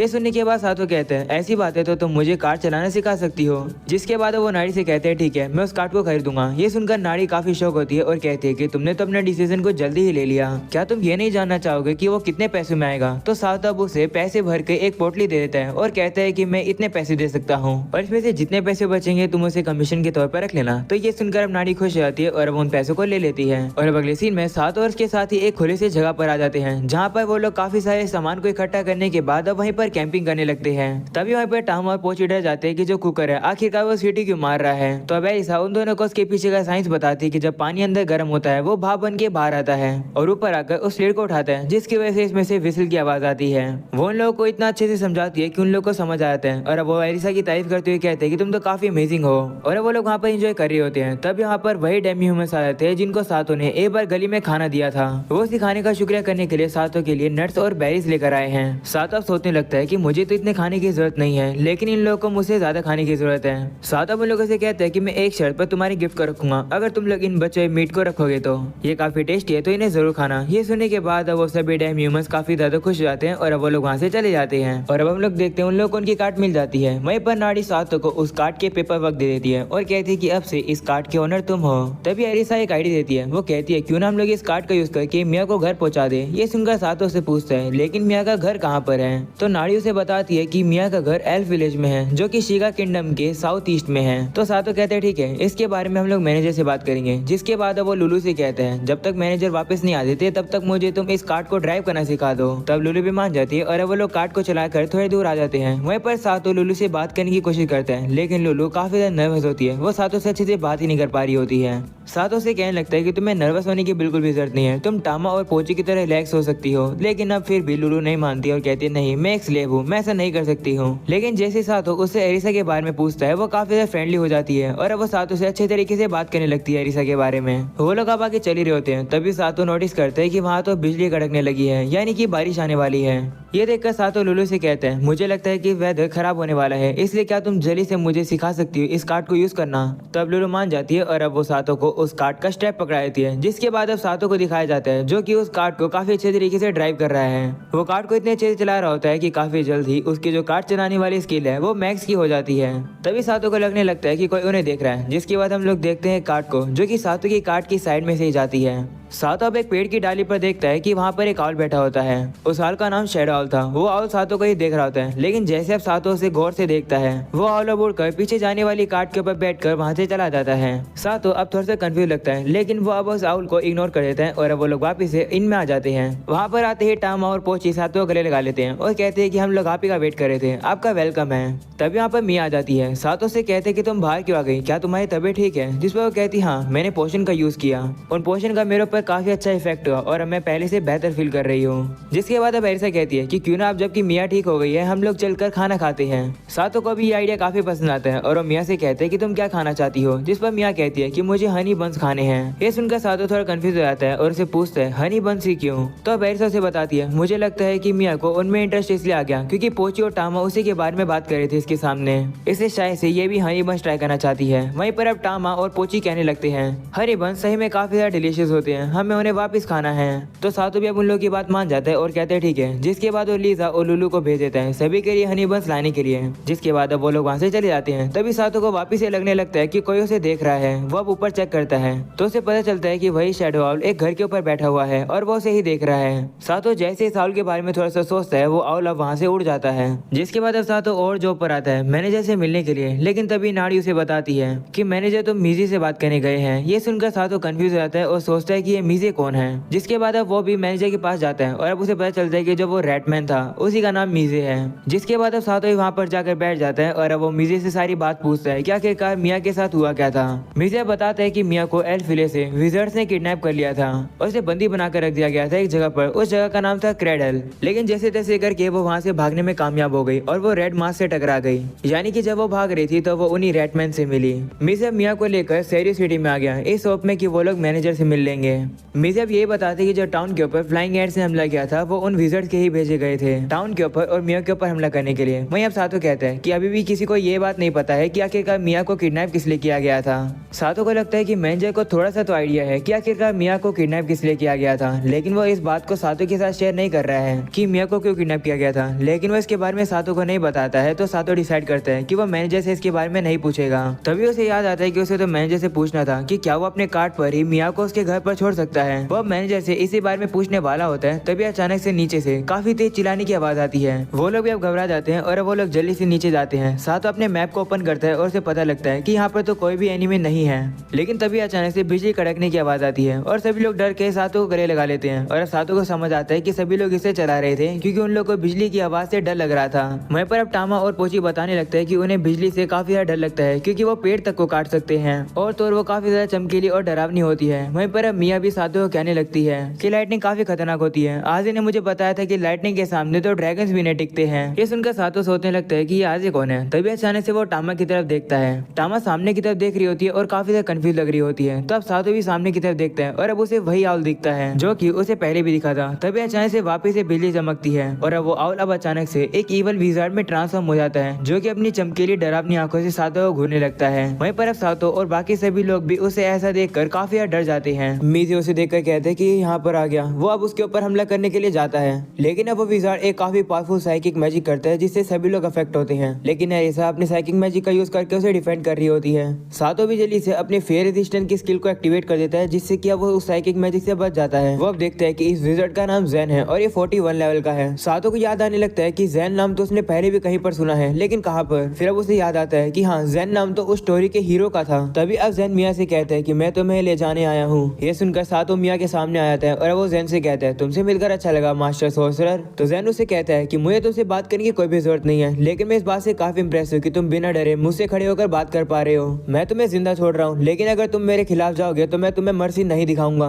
तो सातो से कहता है कि मुझे भी लड़ाई करने में कोई भी इंटरेस्ट नहीं है लेकिन मिया मेरी दोस्त है तो मैं उसे तुम्हें नहीं ले जाने दूंगा। मैं चुपचाप से कहता हूँ तुम आराम से यहाँ से चले जाओ। जिस पर जैन कहते हैं अगर तुम्हें मुझे यहाँ से हटाना है तो तुम्हें मुझसे लड़ना होगा। तो सातो भी मान जाता है और वो मार्शल आर्ट्स का यूज करके उसके ऊपर हमला करने के लिए जाता है लेकिन सातो का हाथ उसके आर पार हो जाता है। जैन अब शैडो को कंट्रोल करके सातो को ऊपर लटका देता है। वह सातो की तारीफ भी करता है ये कहकर कि तुम एक मर्चेंट होने के बावजूद भी इतना हाई लेवल का मार्शल आर्ट यूज कर सकते हो। जिस पर सातो कहते हैं शुक्रिया, मैं भी कभी भी ऐसे सोर्सेस से नहीं मिला हूँ जो शैडो को कंट्रोल कर सकता है। तभी एरिसा जैन के ऊपर हमला करके कहती है मेरे मास्टर को छोड़ दो लेकिन उस हमले से जैन को कुछ भी नहीं होता है। लेकिन अब वो गुस्सा होकर एरिसा के ऊपर हमला कर देता है। ये देखकर सातो जल्दी से अपनी गन बाहर निकालता है और एरिसा को बचा लेता है। सातो भी जल्दी से अपने मैजिक का यूज करके अपने आप को छुड़वा लेता है और बाकी सभी लोगों को भी उस जैन के शैडो वेप अटैक से बचा लेता है। ये देखकर जैन हैरान होता है और कहता है कि एक मैजिक आइटम के अलावा और कोई भी चीज मेरे मैजिक को नहीं खत्म कर सकती है। तुमने ये कैसे किया। वहीं पर अब एरिसा कहने लगती है कि जैन का लेवल तो कुछ ज्यादा ही हाई है। मिया उन लोगों से कहती है मेरी चिंता मत करो तुम लोग बस भाग जाओ। तो एरिसा कहती है कि तुम्हें छोड़कर हम लोग कहाँ भागेंगे, हम दोस्त हैं इसलिए मैं तुम्हें प्रोटेक्ट नहीं कर रही हूँ बल्कि मेरे मास्टर तुम्हें फ्री चाहते हैं इसलिए मैं तुम्हें प्रोटेक्ट कर रही हूँ। हम यहाँ से सेफली जरूर निकलेंगे। सातो अब नोटिस करता है कि एरिसा पीछे पीछे एक यूनिक मैजिक को कास्ट करे जिसे यूज करने में उसे टाइम लगेगा। तो सातो अब जैन के पास जाकर थोड़ा टाइम बाय करने की कोशिश करता है और उससे उसकी आइडेंटिटी पूछता है। सातो मन में कहते हैं कि ये ऑब्वियस है कि जैन अनडेड में से सबसे हाईएस्ट रैंक का है यानी अनडेड किंग। ऐसा बोलने के बाद वो अपनी गन बाहर निकालता है। तो जैन उसे कहते हैं कभी तुम मर्चेंट बनते हो कभी मार्शल आर्टिस्ट और अभी तो तुम्हारे पास गन भी आ गई, तुम हो कौन। तुम्हारी आइडेंटिटी पर मैं हीरो का टाइटल लगा रहा हूँ। तभी एरिसा सातो को साइड में हटने के लिए कहती है। सातो भी साइड में हट जाता है और अब एरिसा एक काफी ज्यादा पावरफुल साइकिक मैजिक को जैन के ऊपर यूज करती है। जैन को फिर भी कुछ नहीं होता है। वो कहने लगता है कि ये क्लोज था। वो अब उसके बालों के कलर को देखकर कहता है तो तुम भी रिइंकार्नेटेड हुई हो। वहीं पर बेरिसा काफी ज्यादा थक जाती है, इसलिए वो नीचे बैठ जाती है। वहीं पर अब सातो जैन को अपनी गन से शूट करने की कोशिश करते हैं, लेकिन वो काम नहीं करती है। जैन अब कहता है जाने का समय हो गया। ऐसा बोलने के बाद वो मिया को जमीन में खींचने लगता है। सातो अब उसे रोकने की कोशिश करते हैं, लेकिन वो काम नहीं करता है, जिसके बाद वो दोनों नीचे जाने लगते हैं। जैन अब सातो से कहता है अगर तुम्हें मरने से डर नहीं लगता तो क्रेडल में जरूर आना, तुम्हें मारने में मुझे काफी मजा आएगा। ऐसा बोलकर वो वहाँ से चला जाता है। तभी यहाँ पर लीजा और लुलू आ जाते हैं। उन्हें देखकर सातो कहता है सभी लोग को ट्रीटमेंट दो और उस एक्स प्रीस और जीना को इन सब के बारे में बताओ। मेरी चिंता मत करना, मैं मिया को लेकर जरूर वापस आऊंगा। ऐसा बोलने के बाद अब वो भी उस क्रेडल के अंदर चला जाता है। सातो अब नोटिस करता है कि उसे यहाँ पर ऐसे थोड़ा समय हुआ है, लेकिन उसका एंड्योरेंस और स्टेमिना धीरे धीरे करके ड्रेन होने लगा है। वो ऐसी जगह पर आ जाता है जहाँ पर उसे कुछ दिख ही नहीं रहा होता है और मैप पर भी कुछ नहीं आ रहा होता है। वो अब काफी ज्यादा फोकस करने लगता है। तभी अचानक से वो एक जगह पर आता है जहाँ पर मिया होती है। जैन भी तभी नीचे आता है और वो सातो से कहता है ये तो इम्पॉसिबल है, तुमने मेरे शैडो प्रिजन का एस्केप कैसे किया? तो सातो कहता है मेरे पास एक लाइट एमुलेट है, तो मैजिक मुझ पर काम नहीं करता। तो जैन कहता है तुम झूठ बोल रहे हो, ऐसा तुम नहीं कर सकते हो। तुमने मेरे क्रेडल को एक बच्चों का खेल बना दिया। सिर्फ एक हीरो ही इसे कॉन्कर कर सकता है और इस रूम में पहुंच सकता है। उसी को हक होता है अनडेड किंग से लड़ने का। और हाँ, याद रखना जब तक मेरे पास गॉड्स की ब्लेसिंग है मैं नहीं मर सकता हूँ। ये सुनकर सातो अब मिया को बचाने के लिए जा रहा होता है, लेकिन तभी जैन अपनी पावर का यूज करके उसे कोई और जगह पर पहुंचा देता है जहाँ पर काफी फॉग होता है और एक बड़ा सा पेड़ होता है। सातो को मैप ओपन करके पता चलता है कि मिया इस बड़ी सी ट्री के अंदर ही कहीं पर है। रूट काफी ज्यादा सिंपल है, तो मिया को रेस्क्यू करने के बाद में उसे काफी इजीली से घर पहुंचा पाऊंगा। वह बंद जाता है, तभी उसे कुछ बीज दिखती है। उन्हें वो गन से शूट करके खत्म करता है। आगे बढ़कर अब उसे गेट दिखता है। गेट पर लिखा होता है कि ये एल्विश मार्शल ट्रेनिंग एरिया है। सपोर्ट मैकेनिज्म सिर्फ बाकी एल्फ के ऊपर ही काम करेगा, जहाँ पर कोई भी आ सकता है, लेकिन अपने रिस्क लेकर। तुम किसी भी प्रॉपर्टी को डैमेज नहीं करोगे और अगर तुम्हें इंजरी हो जाए तो हम रिस्पॉन्सिबल नहीं होंगे। तो सातो अब इन रूल्स को मान जाता है और अब वो अंदर बढ़ता है, जहाँ पर उसे एक गॉब्लिन मिलता है। वो उसे खत्म करके फिर आगे बढ़ता है। उसे पता चलता है कि इस जगह यानी क्रेडल के अंदर 200 फ्लोर है। सभी फ्लोर 10 के ग्रुप में है। हर 20 फ्लोर के बाद एक काफी बड़ी स्टेयर दिखेगी जो कि ऊपर जाएगी। सभी सीढ़ियों के एक्सेस पॉइंट के ऊपर मॉन्स्टर्स मिलेंगे और जैसे जैसे तुम ऊपर बढ़ोगे मॉन्स्टर्स स्ट्रॉन्ग होते जाते हैं। सातो अब कहने लगता है कि ये जगह तो इस डंजन से काफी ज्यादा अमेजिंग है। ऐसी चीज तो आरपीजी का फैन ही बना सकता है। आगे चलकर उसे अब एक ड्राइड मिलती है। अगर वो इस ड्राइड को मार देगा तो सीधा उसे एक शॉर्टकट मिल जाएगा ऊपर जाने का। वो ड्राइड अब सातो से कहती है कि तुम्हें अगर मुझसे लड़ना है तो वेट करना होगा, क्योंकि मेरा एमपी काफी कम है अभी। सातो कहने लगता है कि ये ऑप्शन नहीं है। तभी अचानक से वो ड्राइड अब सातो को थोड़ा घूरती है और अब उसे कहती है कि तुम मेरे बन जाओ इंसान। सातो ये सुनकर शौक होता है और कहते हैं अगर तुम मुझे प्रपोज करियो तो 15 साल बाद आना, जब तुम बड़ी हो जाओ। तभी वो कहती है कि मैं भूखी हूँ, मुझे अपना एमपी दे दो। ऐसा बोलने के बाद वो सातो को किस कर देती है, जिससे कि ड्राइड का एमपी वापस से रिस्टोर हो जाता है। वो ड्राइड अब शुक्रिया करने के तौर पर सातो के लिए एक कॉरिडोर ओपन कर देती है। सातो मैप पर चेक करता है और उसे पता चलता है ऊपर एक रूम है जो कि लग रहा है हिडन है। तब उसे चेक करने के लिए ऊपर आता है और उसे एक लेबोरेटरी दिखती है। उसे पता चलता है कि इस क्रेडल यानी इस जगह को बनाने वाले का नाम ट्रेजर यूया है। वो अब ट्रेजर यूया की लिखी हुई बुक में पढ़ता है कि हम एल्फ काफी कमजोर होते हैं। जब भी लाइफ और डेथ की सिचुएशन आती है हमारा विल काफी कमजोर होता है सर्वाइव करने के लिए। इसी कारण की वजह से काफी यंग एल्फ मारे गए लैबिरिंथ के अंदर। इसीलिए मैं इस क्रेडल को बना रहा हूँ कि जब एल्फ डेंजर का सामना करेंगे वो यहाँ आ सकते हैं। 100 साल बीत गए हैं और लगता है अभी तक कोई भी मेरे फेलियर के बारे में नहीं भूला है। मेरी लाइफ काफी जल्द खत्म होने वाली है। मैं इस जगह को सील कर रहा हूँ उस दिन तक जब तक मेरे फेलो एल्फ को इस जगह की रिक्वायर्ड ना हो। मुझे विश्वास है कि एक दिन एल्फ जाति इस दुनिया को वापस से लीड करेगी। ये सब सुनने के बाद सातो सोचता है कि ट्रेजर यूया भी तो मिया और मैनेजर की तरह ही एक एल्फ था। शायद से इसी वजह से इस जगह को मिया की जरूरत है। जिसके बाद वो वापस से ड्राइड के पास आता है और कहते हैं मुझे ऊपर जाना है, क्या शॉर्टकट मिलेगा? तो वो कहती हाँ, जाकर उस फेरी रिंग के बीच में खड़े हो जाओ। तुम कौन से फ्लोर पर जाना चाहते हो? तो सातो कहते हैं अगर पॉसिबल हो तो मैं उस रूम में जाना चाहता हूँ जहाँ पर क्रेडल का मास्टर हो। तो ड्राइड कहती है ऐसा नहीं हो सकता है, ज्यादा से ज्यादा मैं तुम्हें 100 फ्लोर पर भेज सकती हूँ, जो कि गार्डियंस का चैम्बर है। वो गार्डियंस काफी ज्यादा टफ है, संभल कर रहना। तो सातो कहते हैं ठीक है। जिसके बाद अब वो ड्राइड सातो को अब भेज देती है 100 फ्लोर पर। सातो के सामने अब एक काफी बड़ा गोलम होता है। वहाँ पर कुछ लड़कियां भी होती है। वो अब सातो को थोड़ा रुकने के लिए कहती है। सातो भी रुक जाता है। जिसके बाद वो लड़कियां अपनी तैयारी करने लगती है, जैसे कि आर्मर पहनना। सातो उनके ऊपर आइडेंटिफाई यूज करता है। उसे पता चलता है कि ये होमोनकुलस है, यानी ऐसे लोग जो एआई हैं और अल्केमी का यूज करके उन्हें बनाया गया है। वह सातो से लड़ने के लिए तैयार होते हैं और कहते हैं अगर तुम्हें आगे बढ़ना है तो तुम्हें हमें हराना होगा। तभी आयरन गोलम जो कि लेवल 30 का होता है वो सातो के ऊपर हमला करने के लिए आ रहा होता है, लेकिन सातो अपनी गन निकालकर उसके ऊपर एक हमला करता है और वो गोलम वही खत्म हो जाता है। जिसके बाद वो सभी लड़कियों को दिखाया जाता है जो कि रोबोटिक तरीके से बात कर रही थी, लेकिन अब वो काफी तेज होती है और सातो के एकदम पास आ जाती है और उसके ऊपर हमला करती है, जिन्हें सातो अब जल्दी जल्दी से डॉज करने लगता है। और अब जैसे एक लड़की उसके पास आती है वो उसके पेट पर मुक्का मार के उसे बेहोश कर देता है। सातो अब उन लोगों को आकर रेस्ट करने देता है और एक अलमारी को चेक करता है जिसमें अलग अलग तरीके के वेपन्स और पोशंस होते हैं जो कि एक्सपेंसिव है। सातो उन्हें लेने की सोच रहा होता है, लेकिन तभी उसे उस लड़की की आवाज आती है जो कि नींद में कह रही थी, मास्टर मुझे माफ कर दो। सातो को वो सुनकर अपने स्लेव्स की याद आ जाती है, जिसके बाद वो आगे बढ़ता है और उसे वापिस से एक और ड्रैड का रूम दिखता है। इस बार वो जो ड्रैड होती है वो काफी ज्यादा सूखी हुई होती है, तो सातो उसके ऊपर पानी डाल देता है जिससे कि वो वापिस से हरी भरी हो जाती है और सातो से अब वो एमपी मांगने लगती है। सातो भी अब उसे एमपी देता है। वो बताने लगती है कि तुमने मुझे नीचे भी एमपी दिया था, जितने भी यहाँ पर ड्रैड है वो मैं हूँ, सभी लोग हम लोग कनेक्टेड है। सातो के पूछने पर वो बताती है कि वो सातो को सिर्फ 180 फ्लोर तक ही पहुंचा सकती है। सातो कहते हैं ठीक है, इतना बहुत है, और वो सातो को टेलीपोर्ट कर देती है। आगे चलकर उसे कुछ मॉन्स्टर्स मिलते हैं जिनके ऊपर वो हमला करता है। उसका हमला कुछ ज्यादा ताकतवर था, वो मॉन्स्टर्स को खत्म करता ही है, लेकिन वो जगह की वॉल को भी तोड़ देता है। जिसके बाद वो वहाँ से बाहर देखने लगता है। वहाँ का व्यू लेने के बाद वो आगे बढ़ता है और फाइनली वो वापिस से जैन के पास पहुंच जाता है जहाँ पर मिया भी थी। जैन अब सातो से कहता है कि मैंने कभी इमेजिन नहीं किया था कि तुम इतने थोड़े से समय पर यहाँ पर पहुंच जाओगे। तो सातो कहते हैं शुक्रिया, मैं होप कर रहा हूँ कि तुम बिना फाइट के मुझे मिया वापस लौटा दोगे। तो जैन कहते हैं ऐसा कभी नहीं होगा, यहाँ पर आकर तुमने प्रूव किया है कि तुम मुझसे लड़ सकते हो। तुम्हें मुझे हरा कर हीरो का टाइटल अर्न करना होगा। तुम्हारा रिवॉर्ड ये होली स्वॉर्ड होगी।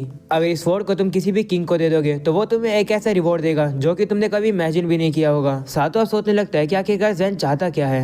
जैन अब सातो के सामने काफी सारे अपोनेंट्स को ले आता है। सातो नोटिस करता है कि नंबर 7 वाली होमोंकिल यहाँ पर है ही नहीं। जैन अब बफ मैजिक का यूज करके सातो के अपोनेंट्स को और ज्यादा ताकतवर कर देता है, लेकिन वो बफ मैजिक को सातो के ऊपर भी यूज करता है। जिसके बाद वो खुद मिया को वहाँ से ले जाता है। वहीं पर सातो को उन काफी सारे लोगों से लड़ना पड़ता है। वो स्पेयर को बाहर निकालकर गोलम को तो काफी आराम से मार देता है और सभी ह्यूमोकुलस को भी काफी अच्छी टक्कर देकर खत्म कर रहा होता है। सातो उनके सामने काफी ज्यादा पावरफुल होता है। वो उन सभी के अटैक को डॉज करके उनके मार के उन्हें बेहोश कर रहा होता है, लेकिन अब भी वो खड़े होने की कोशिश कर रहे होते हैं। सातो अब उन लोगों से पूछता है कि तुम लोग इतना हार्ड लड़ाई क्यों कर रहे हो जबकि तुम्हारा मास्टर तुम्हें सिपाहियों की तरह ट्रीट करता है। तो वो लोग कहते हैं कि ये हमारे डिजायर है। ऐसा बोलने के बाद वो सातो के ऊपर काफी सारे एरो से हमला करते हैं, जिसे सातो डॉज करता है, लेकिन तब ये ह्यूमोकुलस आकर सातो के ऊपर तलवार से हमला करके उसके वेपन को काट देती है और उसके ऊपर हमला करने लगती है। लेकिन सातो भी जल्दी से एक वेपन बाहर निकाल के उसके वेपन को भी काट के उसे पीछे गिरा देता है। और अब एक लास्ट लड़की बचती है जिसकी काफी ज्यादा बुरी हालत होती है, लेकिन फिर भी वो सातो के ऊपर हमला करती है। सातो भी अब उसे काफी आराम से पकड़कर मार देता है। वहीं पर अब वो लड़की बेहोश होने से पहले कहती है हमारे मास्टर की विश पूरी कर दो। ये सुनकर सातो अब सोच में पड़ जाता है और अब वो आगे बढ़ के जैन के पास पहुंच जाता है। जैन भी अब सातो की तारीफ करके कहता है कि तुम न्यू हीरो हो, ये लो तुम्हारा रिवॉर्ड। सातो भी उस होली स्वॉर्ड को पकड़ लेता है और उसे कहता है कि मैं तुम्हें मास्टर सोर्सर बुलाऊं या फिर अनडेड किंग, आखिर तुम चाहते क्या हो। तो जैन कहता है कि मेरा डिजायर है एक हीरो को ढूंढना जो कि मुझे मार सके। मेरी पास्ट लाइफ में मेरा अंत काफी ब्रुटैलिटी से हुआ था। भगवान ने ये देखा और मुझे रिइनकार्नेट किया एक बच्चे के तौर पर।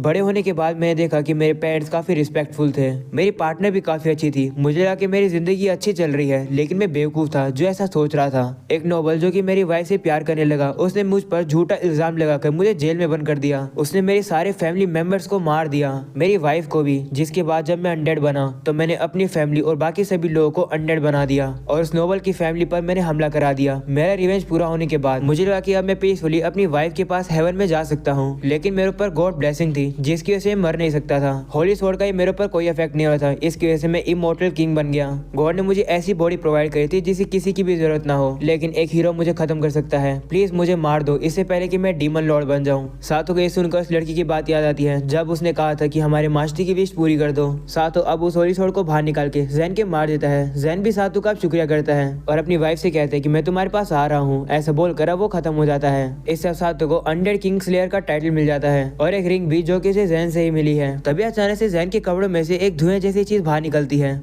जो कि सातो से कहती है हीरो तुम इस बार जीत गए हो। वो सुनकर सातो ने खत्म कर देता है और सोचते हैं कि आखिरकार ये क्या था। तभी उस जगह का सिस्टम मैसेज एक्टिवेट हो जाता है और पता चलता है कि क्रेडल अपने आप ही सेल्फ डिस्ट्रक्ट होने वाला है। वो मैसेज सभी से कहता है यहाँ के जितने भी स्टाफ और ट्रेनीज हैं जल्दी से यहाँ से निकल जाओ। सातो ये सुनकर जल्दी से मिया के पास जाता है। उसे वो जगह कर उससे पूछता है कि क्या तुम्हें पता है कि इस सेल्फ डिस्ट्रक्ट को शट डाउन कैसे किया जा सकता है। तो वो कहती है मैं ट्राई करके देख सकती हूँ। वो ट्राई करती है लेकिन उससे वो नहीं हो पाता है। सातो सोचता है कि वो मिया को तो टाइम से यहाँ से बाहर निकाल लेगा, लेकिन उन होमोंकुलस का क्या होगा। और वो नंबर 7 को भी नहीं बचा पाएगा क्योंकि वो काफी नीचे है। सातो को पता चलता है कि सिर्फ 1 मिनट बची है इस जगह के सेल्फ डिस्ट्रक्ट होने में। मिया को वो लेकर नीचे आता है और सभी ह्यूमनकुलस के पास छोड़ देता है और कहता है कि नीचे एक और पर्सन है जिसकी मुझे मदद करनी होगी, चिंता मत करना, मैं सेफली वापस आ जाऊंगा। ऐसा बोलने के बाद वो टेलीपोर्ट के जरिए उन्हें वहां से भेज देता है। वो जगह अब धीरे धीरे करके टूटने लगती है। सातो भी अब नीचे जाता है और वो कहता है कि मैं यहाँ नहीं मरूंगा, जिसके बाद अब उसे नंबर 7 दिख जाती है। वो अब उसे लेकर जल्दी से ड्रैड वाले रूम में पहुंच जाते हैं और ड्रैड से कहते हैं कि क्या तुम हम लोगों को ट्री से बाहर निकाल सकती हो। तो कहती है ठीक है, लेकिन तुम्हें मुझे कुछ सीड, मैजिक और 3 गुना ज्यादा एमपी देना होगा। सातो ये मान जाता है और अब उसे वही सीड दे देता है जो कि डेमी ह्यूमंस ने उसे दी थी।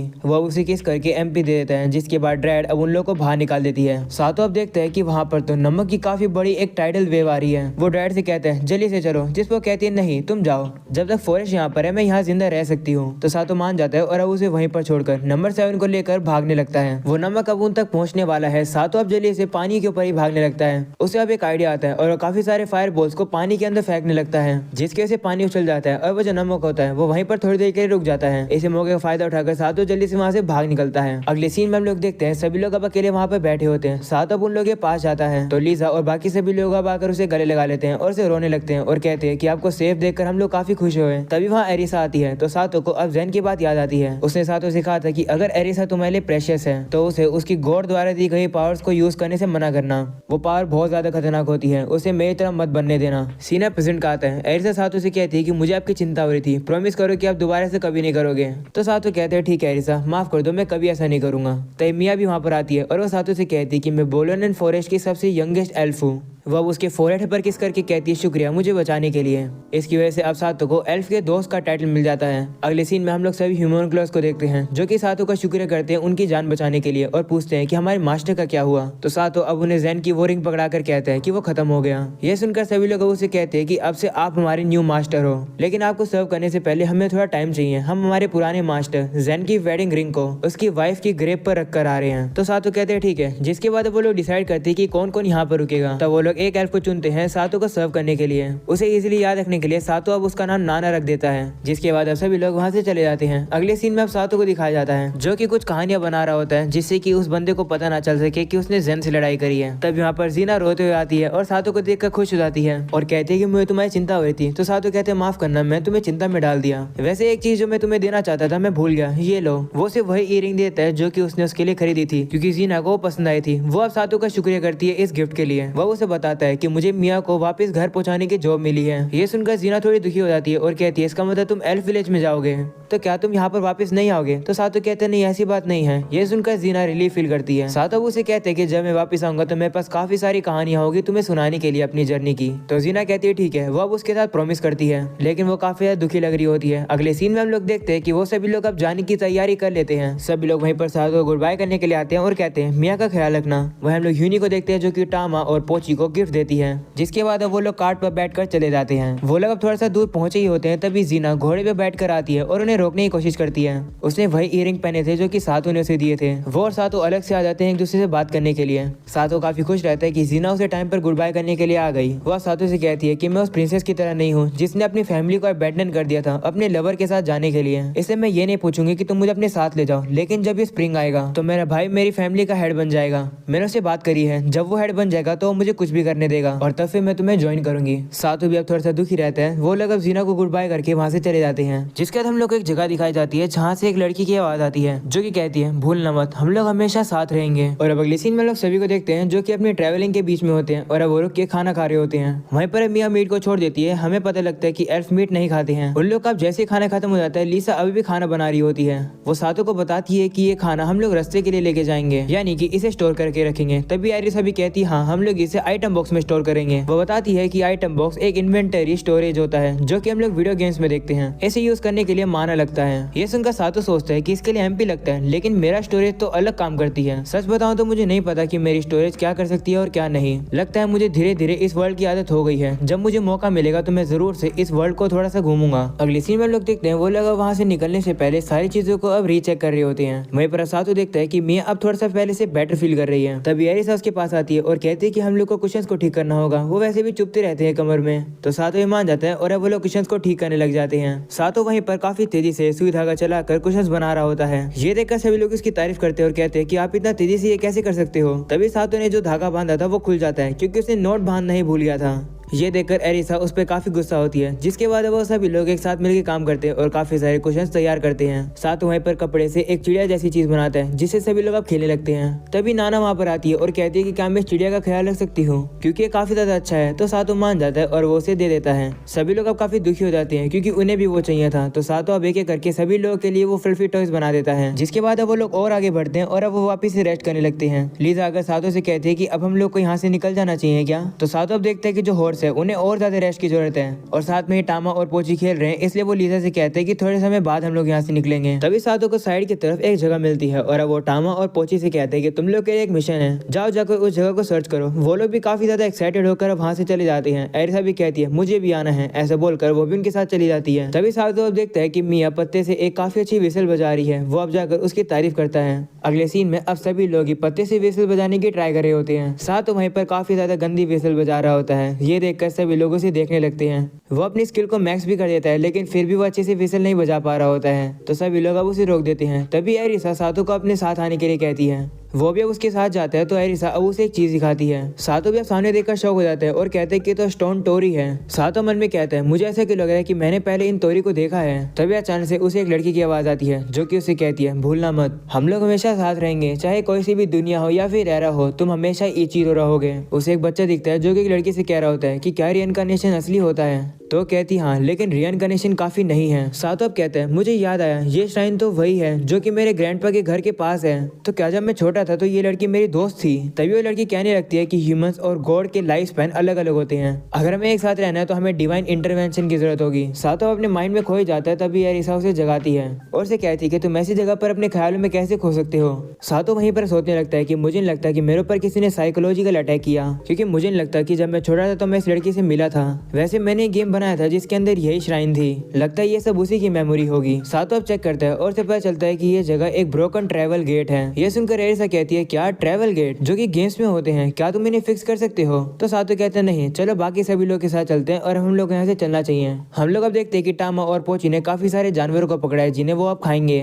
टामा को वहीं पर एक छोटा सा बेबी मॉन्स्टर मिलता है जिसे वो पकड़ कर ला रही होती है, लेकिन जैसे एरिसा उसे अपने हाथ में पकड़ती है वो उसके हाथ से भाग जाता है। ये देखकर टामा काफी दुखी होती है और सातो से माफी मांगती है कि वो उसे पकड़ नहीं पाए। तो सातो उसे कहते हैं कोई बात नहीं, जब तक तुम सेफ हो कोई बात नहीं। उन लोग को अब भूख लगने लगती है। तो एरिसा उस आइटम बॉक्स में से पैनकेक्स को बाहर निकाल लेती है जिनको उन लोगों ने पहले रख लिया था।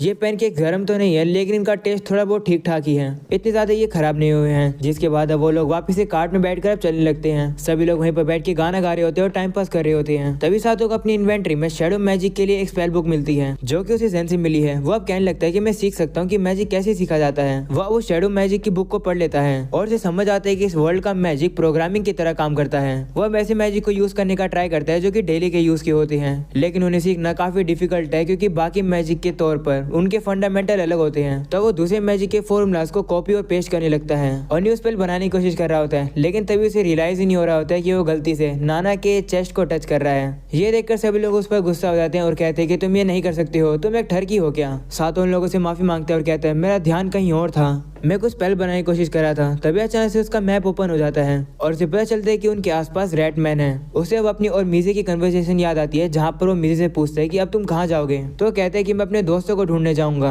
हम जब प्रिंसेस को बचा रहे थे तो हम लोग तब अलग हो गए थे। सीना प्रेजेंट का आता है जहाँ पर हम लोग देखते हैं कि एक स्लेव उन्होंने सभी रैटमैन को पकड़ कर रखा हुआ था। तो सातो अब उन लोगों को खरीद लेता है, जिसके बाद अब मिया जाकर उन सभी रैट्समैन से मिलती है और काफी खुश हो जाती है। जिसके बाद अब शाम हो जाती है। सातो डिसाइड करता है कि वो लोग यहीं पर रुकेंगे। तभी एक रैटमैन आकर सातो का शुक्रिया करता है और कहता है हम लोग को बचाने के लिए शुक्रिया, लेकिन हम लोग को एक काम पूरा करना है, इसलिए हम लोग को आगे जाना होगा। तो सातो भी मान जाता है और कहते हैं ठीक है, हम लोग फिर कल मिलेंगे। अगले सीन में हम लोग देखते हैं कि वो लोग हंटिंग करते हैं जिसकी वजह से उनके कपड़े गंदे हो जाते हैं। तभी सातो मिया से कहते हैं कि मैंने एक न्यू स्पेल बनाई है, क्या तुम उसे ट्राई करोगी। तो मिया मान जाती है और अब उस स्पेल को यूज करती है। उस स्पेल की वजह से सभी के कपड़े साफ हो जाते हैं। सातो अब मिया का शुक्रिया करता है और कहते हैं कि ये काम कर गया। रात में अब हम लोग देखते हैं कि सभी लोग खाना खा के सो जाते हैं। सातो वहीं पर बोर हो रहा होता है तो वो अपनी स्टोरेज के साथ कुछ एक्सपेरिमेंट करने का ट्राई करता है। वो देखता है कि वो किसी भी आइटम को जो कि 3 मीटर दूर होते हैं उनको अपनी आइटम बॉक्स में नहीं डाल सकता है, लेकिन अगर उससे पास हो तो वो डाल सकता है। वह पानी के अंदर नमक को डाल देता है और उसे अपनी स्टोरेज में अलग अलग डालने का ट्राई करता है, लेकिन जो पानी वाला नमक होता है वो एक साथ ही जाता है। वो काफी सारे एक्सपेरिमेंट करता है और देखता है कि उसका एमपी कम नहीं हो रहा है, यानी कि उसकी इन्वेंट्री एरिसा की आइटम बॉक्स से अलग काम करती है। वो अब अपनी इन्वेंट्री को आइटम बॉक्स से कंपैरिजन करके देखता है। वो 2 कागज जलाता है और एक को अपनी इन्वेंट्री में रख देता है और एक कागज को आइटम बॉक्स के अंदर। थोड़ी देर बाद जब वो आइटम बॉक्स से पेपर को निकाल निकालता है तो देखता है कि जो आग थी वो बुझ चुकी थी, लेकिन जब वो जले हुए पेपर को अपनी इन्वेंटरी से निकालता है तो वो पेपर अब भी जल रहा था। वो अब देखते हैं कि उसकी स्टोरेज के अंदर आइटम्स के स्टेटस बिल्कुल भी चेंज नहीं होते हैं। ये इस तरीके से जैसे कि गेम का डेटा स्टोर होता है। वो लोग अब सुबह उठकर ब्रेकफास्ट करके अपनी जर्नी के लिए निकल जाते हैं। सामने की तरफ अब उन्हें सभी रैट्समैन दिखते हैं जो कि इन्हीं का वेट कर रहे थे। मीजे भी वहाँ पर होता है। वो लोग एक रैटमैन की ग्रेव के पास आते हैं जो कि मिया को बचाते समय मर गया था। मीजे अब सातों का शुक्रिया करता है। वहीं पर मिया भी अब सभी लोग का शुक्रिया करती है और वो उस पेड़ के पास आकर उस मरे हुए रैटमैन की आत्मा की शांति के लिए प्रे करती है। वो पेड़ अब ग्लो करने लगता है। तभी मीजे सातों के पास आता है और कहते हैं कि शुक्रिया के तौर पर मैं तुम्हें ये देना चाहता हूँ। ये एक बैल है जिसे एल्फ ने बनाया है। मीजा आप पर ट्रस्ट करती है, इससे मुझे लगता है कि आप इस चीज के वर्दी हो। ऐसा बोलने के बाद वो सातों को वो बैल दे देता है और अब अगले सीन में वो सभी लोग एक दूसरे को बाय कर रहे होते हैं। जिसके बाद हम लोग देखते हैं कि वो लोग अब एक सिटी में आते हैं जहाँ पर सातों खाना खा रहा होता है। वो देखते हैं कि एक लड़का शेफ से लड़ाई कर रहा होता है क्योंकि खाने में नमक कम होता है। लड़ाई बढ़ रही होती है तो सातों सभी से कहते हैं चिंता मत करो, आज सभी लोग को खाना मेरी तरफ से फ्री है। ये सुनकर सभी खुश जाते हैं और अब अगली सुबह सातों अपनी टीम के साथ जर्नी पर निकल जाता है। वो अब देखते हैं कि एक बंदा जो कि घोड़े पे बैठा हुआ था वो कुछ पीथेंट को धक्का मार के साइड में गिरा देता है क्योंकि वो उसके रास्ते के बीच में थे। वहीं पर सातों अपनी कैरेज को वहां से ले जा रहा होता है तो वो बंदा उसे ही घूर रहा होता है, लेकिन अब वो बंदा आगे चला जाता है। सातों सोचने लगता है कि आखिरकार ये था कौन। तो लीजा उसे याद दिलाती है कि ये वही नाइट है जो कि सैरियो सिटी में हमसे वो मोस्टर के कोट छीनने की कोशिश कर रहा था। सातों वहीं पर उस पीसेंट के पास जाता है। वो देखता है कि उसका हाथ तो फ्रैक्चर हो गया है तो वो उन्हें एक हीलिंग पोशन दे देता है जो कि थोड़ा महंगा होता है, लेकिन फिर भी उन्हें दे देता है। उसे पीकर उस बंदे का जो फ्रैक्चर होता है वो भी ठीक हो जाता है। वो लोग अब सातों का शुक्र करते हैं। तभी यार ईसा उससे कहती है कि तुम्हें जो पोशंस हैं उन्हें संभाल के यूज करना चाहिए। तो सातों कहते हैं हाँ, लेकिन उस पर्सन को जरूरत थी तो मैंने उसे दे दिया, लेकिन हाँ मुझे सीखना होगा कि मैं खुद से पोशन कैसे बना सकता हूँ। सभी लोग अब बैठ कर खाना खा रहे होते हैं लेकिन सातों वहीं पर अल्केमी सीख रहा था। वो अब काफी ज्यादा मेहनत करने लगता है और फाइनली वो एक हाई क्वालिटी का एचपी रिकवरी पोशन बना देता है। तभी सातों को पता चलता है कि अगर उस पोशन को एक स्पेशलाइज्ड वेल के अंदर नहीं रखोगे तो वो खराब हो जाएगा। वह वेल देखता है। वेल बेसिकली एक बोतल जैसी होती है। वो देखता है कि इस वेल के नीचे एक मैजिक सर्कल बना हुआ है एक स्पेशल इंक से। सातों अब देखता है कि उसके पास मेटेरियल्स की कमी हो गई है, उसे अब खरीदने होंगे। मैप खोलकर अब उसे पता चलता है कि यहाँ से आसपास एक टाउन है जिसका नाम नोकी है, वहाँ से उसे मेटेरियल्स मिल सकते हैं। तो सातों डिसाइड करता है कि वो वहाँ पर कल जाएगा। जिसके बाद हम लोग देखते हैं रात हो जाती है। सातों भी इस बार कुछ मैजिकल आइटम्स बनाने की ट्राई कर रहा होता है। एरिस साहब आकर उसके बनाए हुए आइटम को टेस्ट करने लगती है, लेकिन बेसिकली वो आइटम यूजलेस होता है। उसमें ज्यादा कोई खास बात नहीं होती है, लेकिन वहीं पर जब सातों से ट्राई करता है वो तो ब्लास्ट ही हो जाता है। अगली सुबह वो लोग आगे बढ़ते हैं। सातों नोटिस करते हैं कि मैप के ऊपर कुछ ब्लैंक एरिया भी है। वो सोचते हैं कि वो वहाँ पर नहीं जाएगा क्योंकि सभी लोगों को फालतू में डेंजर में नहीं डालना चाहता है। वो लोग अब नोकी टाउन में पहुंच जाते हैं और सबसे पहले अल्केमी की दुकान पर जाते हैं, लेकिन तभी वहाँ से एक बंदा निकलता है काफी तेजी से जिसने अपना मुंह ढक रखा था। वो उसके साथी के साथ अब काफी सारा सामान लेकर चला जाता है। सातों भी अब दुकान पर आकर ओनर को बताता है कि उसे क्या क्या चाहिए। ओनर से बात करने के बाद सातों को पता चलता है कि जो सामान है वो कोर से बनता है। लैब्रिंथ और क्रेडल में जाने के वजह सातों के पास ऑलरेडी काफी सारे कोर हैं। सातों को जो सामान चाहिए वो तो उसे मिल जाता है, लेकिन वेल उसे नहीं मिलती है क्योंकि वो स्टॉक में नहीं है। ऑनर उसे कहती है इससे पहले कि तुम यहाँ पर आओ कोई पहले वो स्टॉक ले गया। उनके पास सेडम सिटी का रिक्विजिशन वारंट था सील लगा हुआ, तो मैं उन्हें मना नहीं कर पाई। सातों ये सुनकर समझ जाता है कि जब वो दुकान पे एंटर करे थे उन्हें जो पर्सन मिला उसी ने पक्का इन सभी वेल्स के स्टॉक को खरीदा होगा। ऑनर सातों से कहती है कि अगर वो तुम्हें इमीडिएटली चाहिए तो जाकर पोर्ट्री वर्कशॉप चेक कर लो, वहाँ तुम उन्हें डायरेक्टली बाय कर सकते हो। तो सातों मान जाता है, जिसके बाद वो लीजा को वापस जाने के लिए कहता है। जिसके बाद अब सातों पोर्ट्री वाली शॉप पर जाता है। हम लोग को पता चलता है कि सातों ने अपना भेस बदल लिया था। जिसके बाद वो वापस से उस अल्केमी शॉप पर गया और कोर के बदले उसने काफी सारे मैजिक स्क्रॉल्स खरीदे। रात के समय पर सातों उन स्क्रॉल्स को ले आता है और कहते हैं हमें नहीं पता कि उन ब्लैंक एरिया के अंदर क्या होने वाला है। जिसके बाद वो उन स्क्रॉल्स के स्पेल को एक्वायर कर लेता है। जिसके बाद वो आगे बढ़ के उन्हीं ब्लैंक एरिया के अंदर जाने लगता है। आगे चलकर उसे पता चलता है कि उसने एक बैरियर को पार कर दिया है।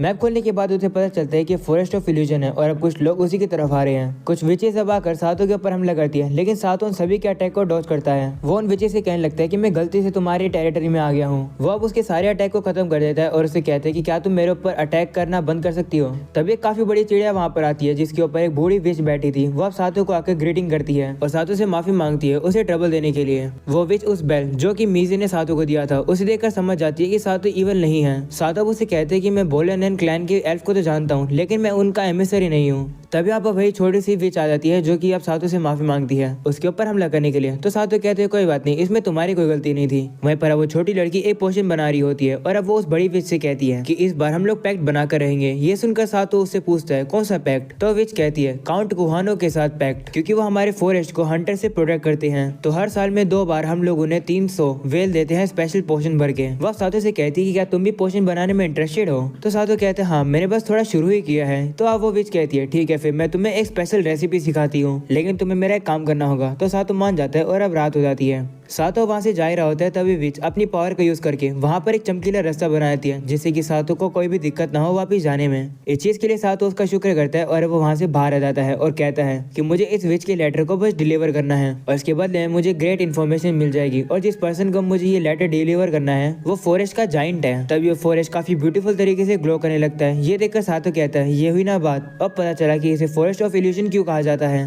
वह वापस आता है तो ऐसा उस पर गुस्सा होती है और कहती है आखिरकार तुम थे कहाँ पर। अगली सुबह सातो अब रेस्टोरेंट में ब्रेकफास्ट कर रहा था और किसी का वेट कर रहा था। उसे अब दो लोग दिखाई देते हैं जो कि अपना मुंह ढके हुए थे। वो आपस में बात कर रहे होते हैं कि डेडलाइन परसों है। तभी सातो जिसका वेट कर रहा था वो वहाँ पर आ जाता है। दरअसल वो पर्सन ओनर है एक शॉप का जो कि वेल्स बनाते हैं। वो सातो से कहते हैं कि मैं तुम्हारे लिए नहीं बना सकता हूँ क्योंकि टाउन के अंदर काफी सारे रेगुलेशंस हैं, लेकिन एक तरीका है, मैं तुम्हें अपनी वर्कशॉप पर पोट्री सिखा दूंगा। तभी सातो का ध्यान वापस से उन्हीं लोगों पर जाता है। एक बंदा कह रहा होता है कि मैं प्लान कर रहा हूँ कि मैं अपनी खुद की टेरिटरी का ओनर बन जाऊंगा, यानी लॉर्ड बन जाऊंगा। सातो को वो लोग थोड़े अजीब लग रहे होते हैं। तभी एरिसा और बाकी सभी लोग सातो को लेने आते हैं। वो लोग भी सातो को वहाँ से ले जाते हैं और कहते हैं कि आपके सोने का समय हो गया है। अगली सुबह हम लोग देखते हैं सातो अब वर्कशॉप की तरफ जा रहा होता है। तभी उसे अपने मैप पर पता चलता है कि इने जो कि विच के अप्रेंटिस थी उसके पीछे कुछ बुरे लोग पड़े हुए हैं। ये बात सातो सभी को बताता है और सभी लोग अब इने को बचाने के लिए चले जाते हैं। हम लोग अब देखते हैं कि इने भी उन 4 गुंडों से डर के भाग रही होती है। तभी सातो भी वहाँ पर पहुँचता है अपनी टीम के साथ और वो उन गुंडों को रोकने लगता है। सातो को पता चल जाता है कि सारे गुंडे इन पोशंस के पीछे हैं। सातो इन्हें से कहते हैं कि हम इन्हें संभालेंगे, तुम जल्दी से इन पोशंस को संभालो जाके।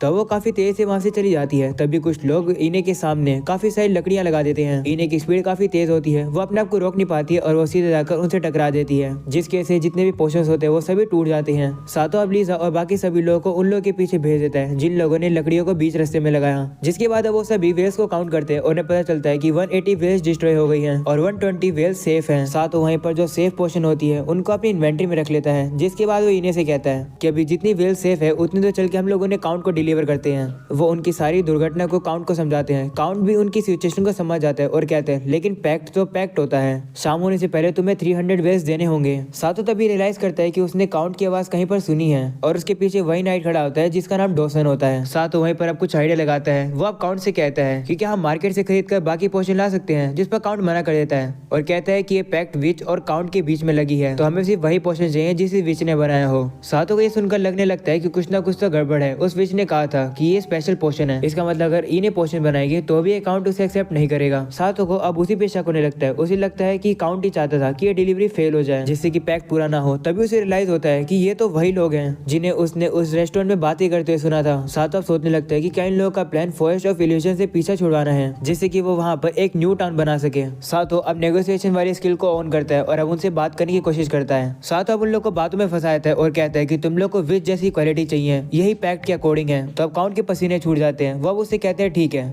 मैं उन पोर्शन को एक्सेप्ट कर लूंगा जिनकी क्वालिटी विच के बनाए हुए पोर्शन की जैसी ही होगी। तो सातो कहते हैं क्या तुम फिर उससे भी हायर क्वालिटी के पोर्शन एक्सेप्ट कर लोगे? तो अब काउंट कहते हैं ठीक है, अगर तुम ऐसा कर सकते हो तो करके दिखाओ। तो सातो कहते हैं ठीक है, लेकिन मुझे तुम लिख के दे दो कि तुम उन्हें एक्सेप्ट कर लोगे।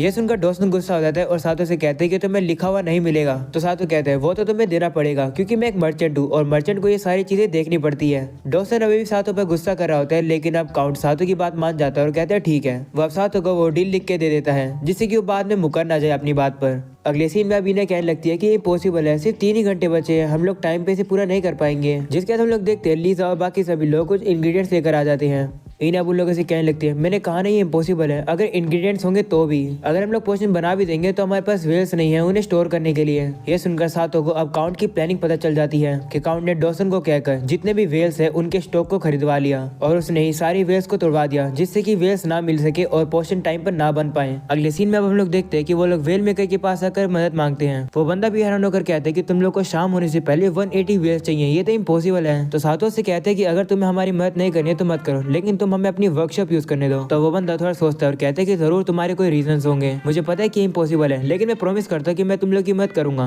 वो अब सभी लोगों को अंदर बुलाता है, जिसके बाद सातो सभी लोगों से कहता है कि प्लीज मेरे इस काम में मदद करना। सभी लोग मान जाते हैं। वहीं सातो मिया और एरिसा से कहता है कि जाकर इन्हें की मदद करना तुम। जिसके बाद हम लोग देखते हैं कि कोई भी वाइल्स को अच्छे से नहीं बना पा रहा है क्योंकि ये काम काफी मुश्किल है। वहीं पर सातो तो अपनी स्किल्स का यूज करके काफी परफेक्ट वाइल्स बना देता है। ये देखकर वो बंदा काफी हैरान होता है और उसे कहता है कि बिलीव ही नहीं हो रहा है कि तुम ये पहली बार कर रहे हो। ये तो हो गया, लेकिन एक और प्रॉब्लम है, इन्हें सूखने में 5 दिन लगते हैं। उसके बाद हम लोग इन्हें फर्नेस में डाल सकते हैं। मोटे वाले वेल्स को तो 1 महीना लग गया सूखने में, अगर हम लोग ऐसे उन्हें फर्नेस में में डाल देंगे तो वो फूट जाएंगे। माफ करना, मैं चाहकर भी और मत नहीं कर पाऊंगा। सातो अब थोड़ा सोचता है और कहते हैं कि प्रॉब्लम इस क्ले के अंदर का मॉइस्चर है, हम लोग को बस उसका कुछ करना है। जिसके बाद अब सातो मैजिक क्रिएशन का यूज करके कॉपी पेस्ट करके एक न्यू स्पेल बना देता है और अब मिया उसे कास्ट करती है, जिससे कि वो जो क्ले होती है वो पूरी ड्राई हो जाती है। ये देखो मेकर हैरान होता है और कहता है कि मुझे नहीं पता था कि ऐसा मैजिक भी एग्जिस्ट करता है। अब हम इन्हें सीधा फर्नेस में डाल सकते हैं, तुम अब जल्दी से वेल्स बनाना शुरू करो। सभी लोग अब मान जाते हैं और सभी लोग काफी ज्यादा मेहनत करके अब वेल्स बनाना शुरू करते हैं। वहीं मिया उन सभी को सुखाने लगती है तो मेकर उन सभी को फर्नेस में डालता रहता है। दूसरी तरफ अभी ने और सातों मिलकर पोशंस बना रहे होते हैं। जिसके बाद हम लोग देखते हैं शाम हो जाती है, सभी पोशंस तैयार हैं, लेकिन सिर्फ वेल्स बनने का वेट है। वहीं पर अभी ने काफी ज्यादा खुश हो जाती है, उसके सर पे बैठा हुआ विच का क्रिएचर भी जाग जाता है। तभी हम लोग देखते हैं वहाँ पर डॉसन आ जाता है, जो कि उन लोगों से कहता है कि तुम लोग बिना परमिशन के वेल बना रहे हो, है ना? तो मेकर उससे कहते हैं नहीं, मैं तो बस इन्हें पोट्री बनाना सिखा रहा हूँ। तो डॉसन कहते हैं कि कोई भी बहाना काम नहीं करेगा। वो अब अपने साथियों से कहते हैं कि इस फर्नेस को डिस्ट्रॉय कर दो। जिसके बाद अब डॉसन के साथी उस फर्नेस को तोड़ देते हैं और अब वो वहाँ से चले जाते हैं। और जाते जाते वो कहते हैं कि हम लोग वेट करेंगे तुम लोग के 300 पोशंस का। वो मेकर सातों से माफी मांगता है और कहता है माफ करना, मैं ज्यादा कुछ नहीं कर पाया। ऐसा बोलने के बाद वहाँ से चला जाता है। सभी लोग अब काफी ज्यादा दुखी हो जाते हैं कि अब वो वेल्स को पूरा नहीं कर पाए। तभी सातों इने से कहता है कि क्या हम लोग इस फैमिलियर का यूज करके विच से बात कर सकते हैं? तो वो कहती है हाँ। और अब अगले सीन में हम लोग देखते हैं कि हैरी से देखती है कि उनके अंदर जो वेल्स होते हैं वो कुछ हो रही है। तो सातों उसे बताते हैं कि इसके अंदर का जो सामान था वो नकली है। मैंने टूटी हुई वेल्स को और हमारे बनाए गए वेल्स को एक्सचेंज कर दिया था। जो हमने बनाई थी वो मैंने कहीं और रख दी है। मैं अच्छे से अभी एक्सप्लेन तो नहीं कर सकता हूँ, लेकिन तुम्हारी आइटम बॉक्स से अच्छा मेरे पास एक चीज है। ऐसा बोलने के बाद वो अपनी इन्वेंट्री में से एक वेल को फर्नेस में लाकर निकाल देता है, लेकिन अब वो वेल अचानक से टूट जाती है क्योंकि उनका जो टेम्परेचर था वो अचानक से चेंज हो गया था। जब सातों ने इसे बाहर निकाला तब वो सोचने लगता है कि क्या कोई तरीका है इनके टेम्परेचर को वापस से चेंज करने का। सातों के अब दिमाग में उसकी इन्वेंट्री से रिलेटेड ही एक आइडिया आता है। वो अब उन गर्म वेल्स को अपने आइटम बॉक्स में डालता है और ब्लो मैजिक का यूज करके उसे काफी तेजी से ठंडा करके वापस से अपनी इन्वेंट्री में डाल देता है, जिससे कि काम कर जाता है और वायल सब वापस से बन जाती हैं। वो लोग अब आकर सभी को ये बात बताते हैं और सभी लोग ये सुनकर काफी खुश होते हैं। अगले सीन में सातों अब काउंट के पास जाते हैं। काउंट उन लोगों से कहते हैं कि मुझे ऑलरेडी इन्फॉर्मेशन मिल गई है कि तुम लोग वेल्स को डिलीवर नहीं कर पाओगे, इसे तुम्हारे पास कोई भी रीजन नहीं है यहाँ रहने के लिए, सिटी को छोड़ के चले जाओ। तो सातों अब सामने आता है और इसे कहता है कि मैं चाहता हूँ कि आप इस डिलीवरी नोट के ऊपर साइन और स्टैंप लगा दो। हम लोग अब देखते हैं कि काउंट के सर्वेंट काउंट को बताते हैं कि हम लोग को पोशन के 300 वेल्स रिसीव हुए हैं और डिलीवरी डॉक्यूमेंट भी। ये सुनकर डॉसन गुस्सा हो जाता है और कहते हैं कि ये तो इम्पॉसिबल है, इन लोगों ने पक्का कोई छल किया है। तो सातों से कहते हैं कि हम लोगों ने कोई भी छल नहीं किया है, ये काम हमने हमारी हार्ड वर्क और दोस्ती से पूरा किया है। अब जल्दी से इस डिलीवरी डॉक्यूमेंट के ऊपर साइन कर दो। वहीं पर अब काउंट खड़ा होकर अपना मुंह मोड़ लेता है और उनकी बात इग्नोर करने लगता है, यानी कि वो साइन नहीं करेगा। वो बस खिड़की से बाहर देखकर टाइम वेस्ट करा था जिससे कि डील का समय खत्म हो जाए। लेकिन तभी वहाँ पर काउंट कुहानो आता है जो कि कहता है कि अगर ये साइन नहीं करेगा तो मैं साइन कर दूंगा। वो अब उसी काउंट से आकर कहता है कि विच ने मुझे तुम्हारे सारे बुरे कारनामों के बारे में बता दिया। तभी हम लोग देखते हैं कि वहाँ पर विच भी आ जाती है और हमें पता चलता है कि सातों ने विच को इन सब के बारे में बता दिया था। कुहानो अब उस काउंट से कहते हैं कि मैं तुम्हारे फादर को जानता था, हम एक एकेडमी में पढ़ा करते थे, लेकिन मुझे क्या पता था कि उसका बेटा इतना इविल होगा। तुमने मेरे टेरिटरी के अंदर गलत काम करा है। ये सुनकर काउंट को गुस्सा आ जाता है और अब वो कुहानो के ऊपर हमला करते हैं, लेकिन कुहानो को कुछ भी नहीं होता है। जिसके बाद वो अपनी तलवार निकालकर उस काउंट को मारने वाला होता है, लेकिन तभी सातों अपनी मार्शल आर्ट्स का यूज करके काउंट और डॉसन के ऊपर हमला करके उन्हें बेहोश कर देता है। कुहानो अब सातों से पूछता है कि तुमने ये क्या किया, जिस पर सातों कहता है कि यहाँ पर अभी बच्चे हैं, उनके सामने लड़ाई नहीं करनी चाहिए। तो अब कुहानो भी मान जाता है और वो शांत हो जाता है। अगले सीन में अब हम लोग देखते हैं सातों अब आकर उस वेल मेकर का शुक्रिया करता है। वहीं पर विच और इन्हें सातों का शुक्रिया करती है उसकी मदद करने के लिए। इन्हें सातों को टोकन के तौर पर एक लालटेन देती है। वहीं पर विच भी इल्यूजन मैजिक का यूज करती है और कहती है कि ये गिफ्ट मेरी तरफ से। जिसके बाद अब वो लोग एक दूसरे को गुड बाय करके अपनी अलग अलग जर्नी पर चले जाते हैं। अगले सीन में हम लोग देखते हैं कि नाना को थोड़ी सी मैजिक की जरूरत होती है तो सातों अब उसे दे रहा होता है। जिसके बाद अब वो लोग अपनी जर्नी को कंटिन्यू करते हैं, जहाँ पर सभी लोग सातों से पूछते हैं कि अब हम लोग कहाँ जाएंगे। तो सातों कहते हैं कि हम लोग मूनो बैरोनी को पास करेंगे। अगले सीन में हम लोग देखते हैं जीना को, जो कि एक लेटर को लेकर भाग रही थी। तो उसकी दोस्त उसे देखकर कहती है कि क्या हुआ। तो बताती है कि मुझे सातों की तरफ से एक लेटर मिला है। तो उसकी दोस्त कहती है इसमें क्या लिखा है, जल्दी से पढ़ो। जीना सोच रही होती है काश एक लव लेटर हो, लेकिन वो एक लव लेटर नहीं है। वो पढ़ती है कि सातों ने लिखा है कि वो लोग अभी कुहानो काउंटी में ट्रेवल कर रहे हैं, जो कि शहरों की वेस्ट तरफ है। उनकी पहली जर्नी काफी ज्यादा डिफिकल्ट है, जितना सातों ने इमेजिन किया था उससे भी ज्यादा।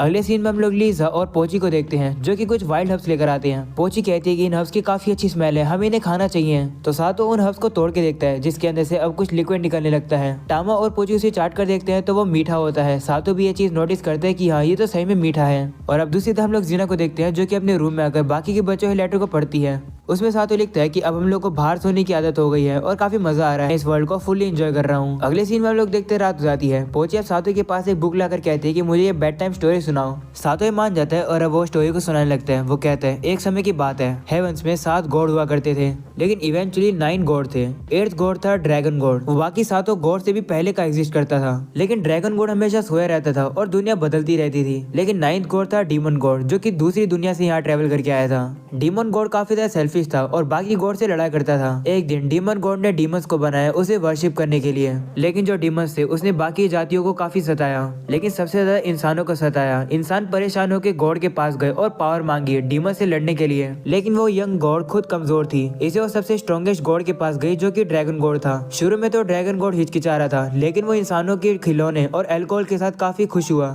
जो कि यंग गॉडेस उसके साथ लेकर आई थी। ड्रैगन गॉड ने खुश होकर उसे एक मैजिकल स्पेल दी और उस स्पेल थी हीरोज को समन करने की ताकत। हम लोग अब देखते हैं कि ये स्टोरी सुनकर टामा और पाची सो जाते हैं, तो सातो अब उस बुक को बंद कर देता है और कहते हैं कि अभी आगे हम लोग को काफी लंबी जर्नी करनी है, लेकिन मेरा प्लान है हर दिन को एंजॉय करना। और जीना, मैं तुमसे मिलने के लिए काफी इंतजार करूंगा। जीना भी अब दूसरी तरफ कहती है हाँ सातो, मैं भी तुम्हारा इंतजार करूंगी। अगली सुबह सातो सोकर उठता है तो वो देखता है कि सभी लोग उसी के साथ उसके ऊपर सो रहे हैं। ऐसा ये देखकर गुस्सा हो जाती है और उसे कहती है कि आप मेरे बिना अपने हैरम को एंजॉय कर रहे हो। वहीं पर अब्लू उठ जाती है और सातो से माफी मांगती है और कहती है माफ करना, मैं नींद में आपके ऊपर सो गई। तो सातो कहते कोई बात नहीं, वैसे भी तुम क्यूट हो, तुम सो सकती हो। ये सुनकर लू शर्मा जाती है, जिसके बाद अब वो लोग उठकर अब ब्रेकफास्ट करने लगते हैं। ब्रेकफास्ट करके अब सभी लोग खेलने लगते हैं, तो सातो अब उन सभी लोगों को देखकर स्माइल कर रहा होता है और यहीं पर हो जाता है ये सीजन खत्म। उम्मीद है तुम लोग को पसंद आया होगा ये एपिसोड। पसंद आया तो जरूर लाइक कर देना। मिलते हैं ऐसे ही किसी कमाल की सीरीज में, तब तक के लिए बाय बाय।